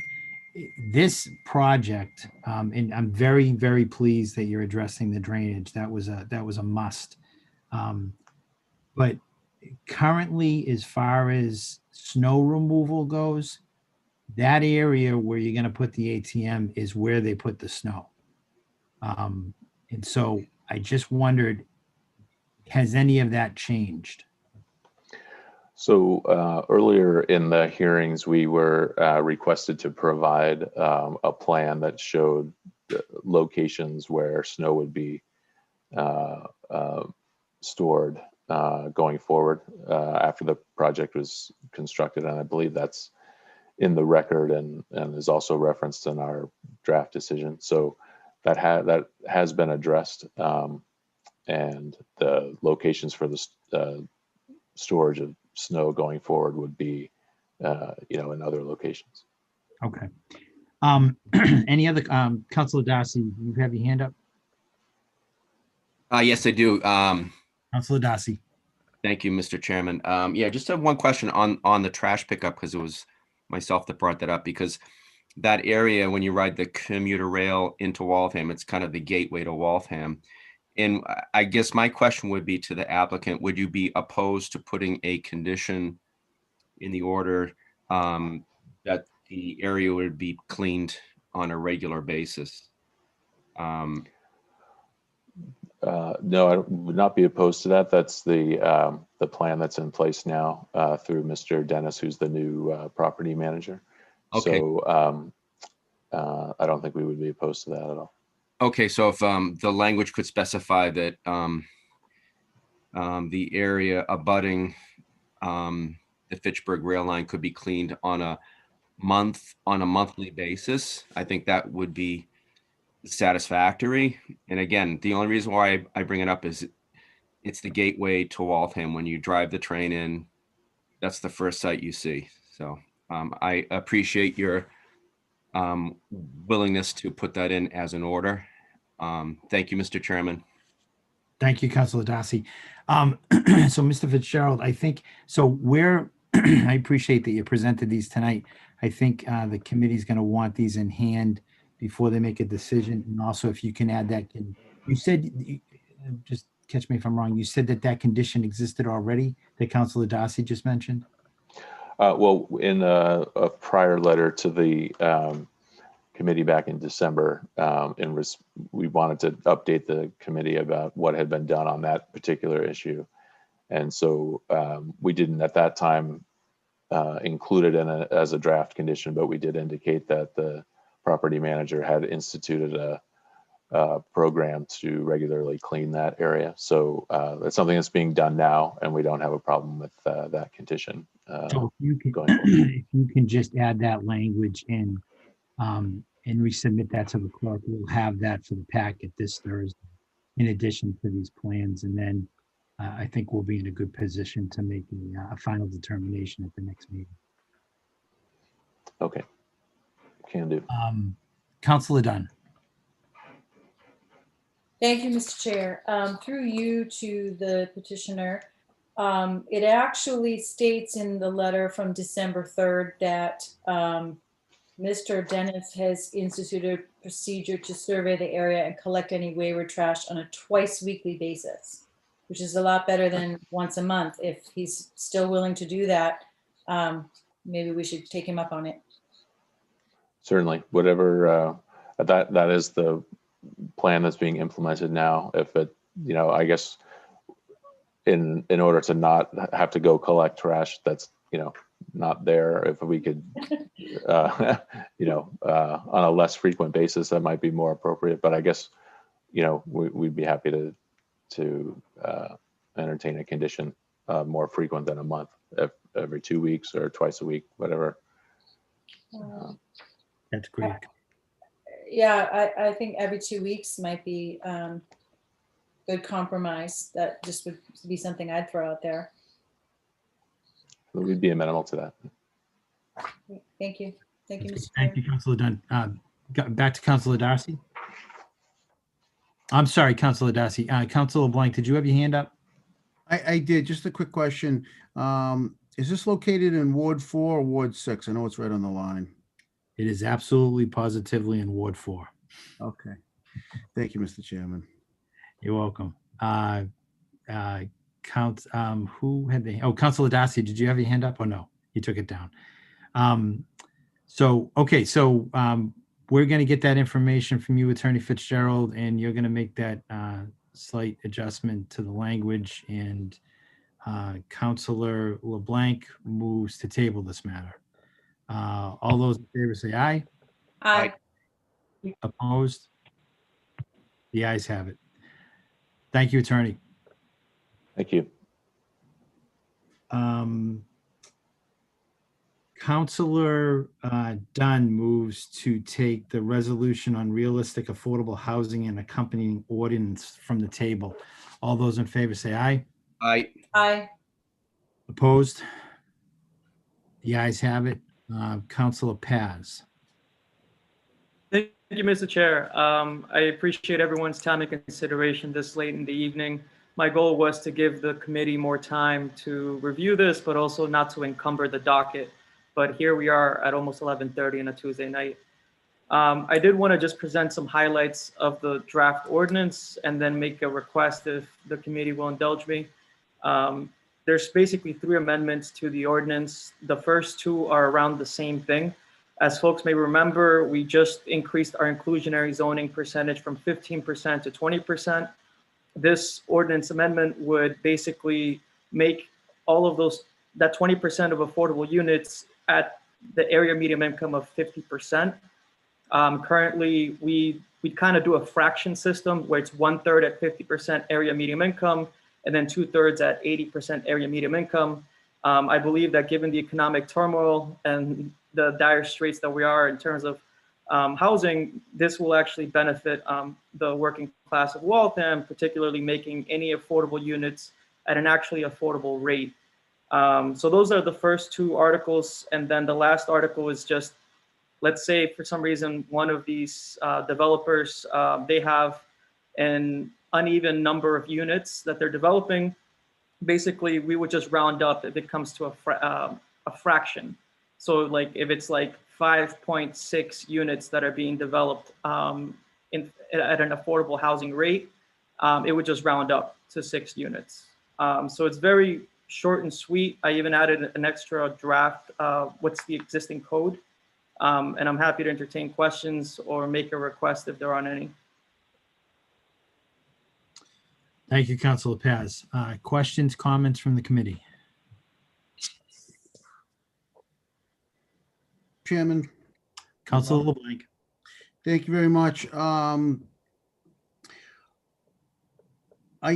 think we should have a little time to address this. I can certainly appreciate the council from Ward 9's comments, and one of my thoughts or concerns would be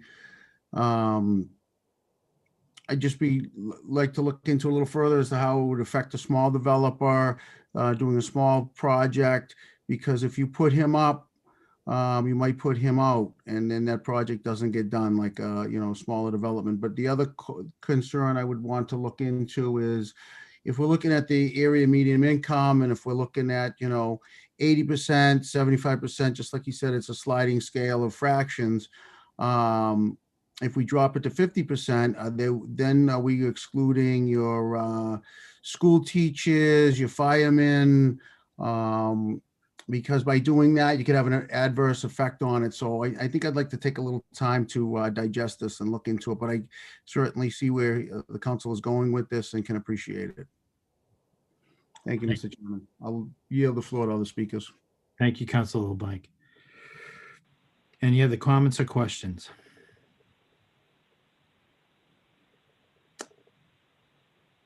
What is the wish of the committee? I make a motion to table. I think we need time to look at this along with the other workload that's just been brought forward.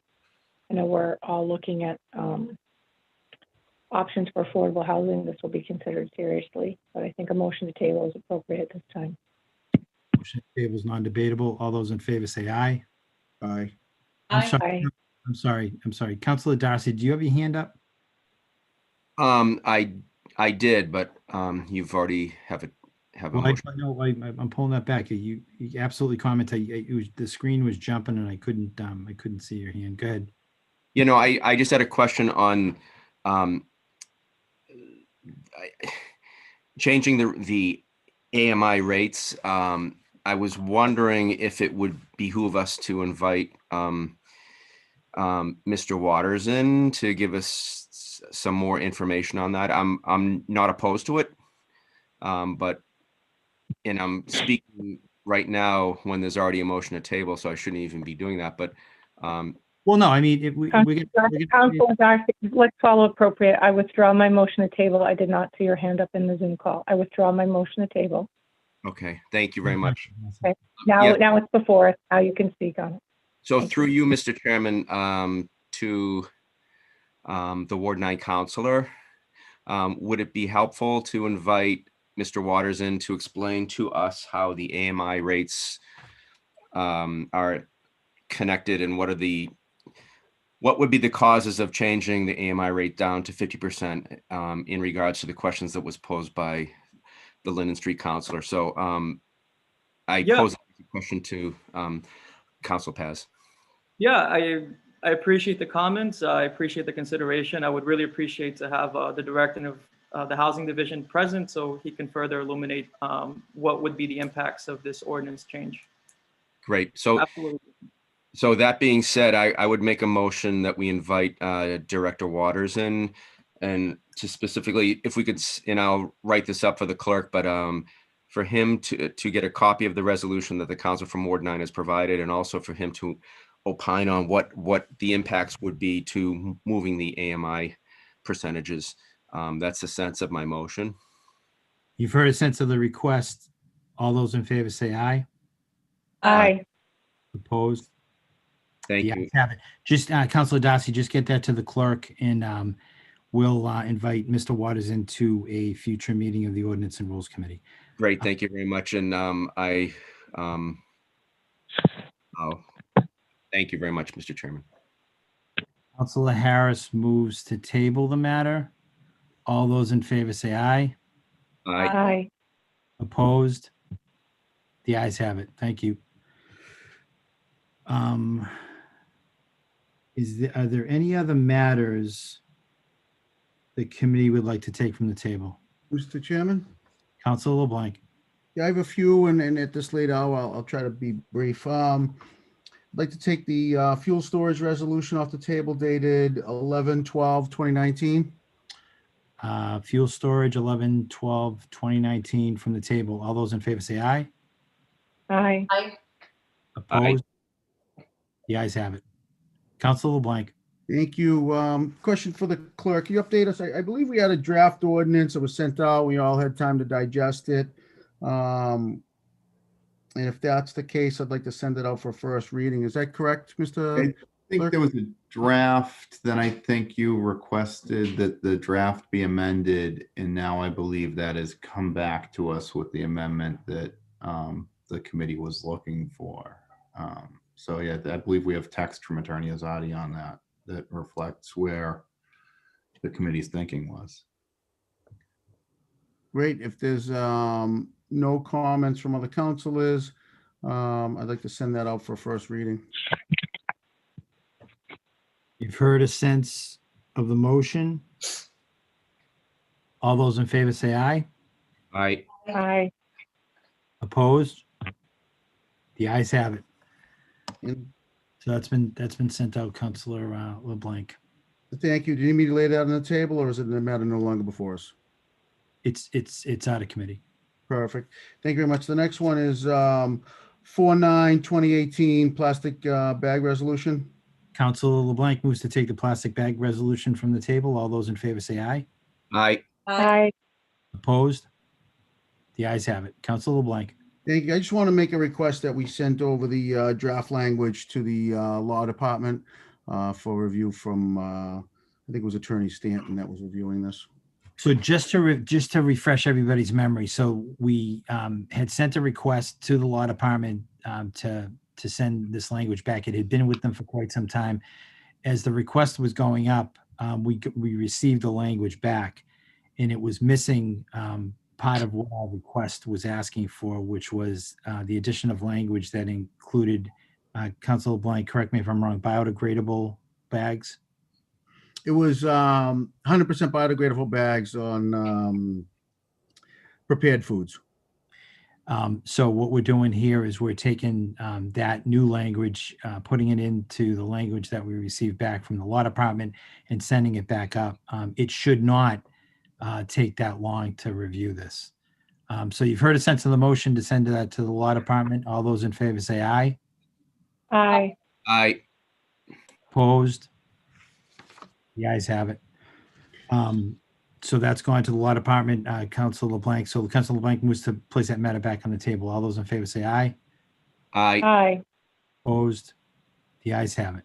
Thank you very much, Mr. Chairman. Last one is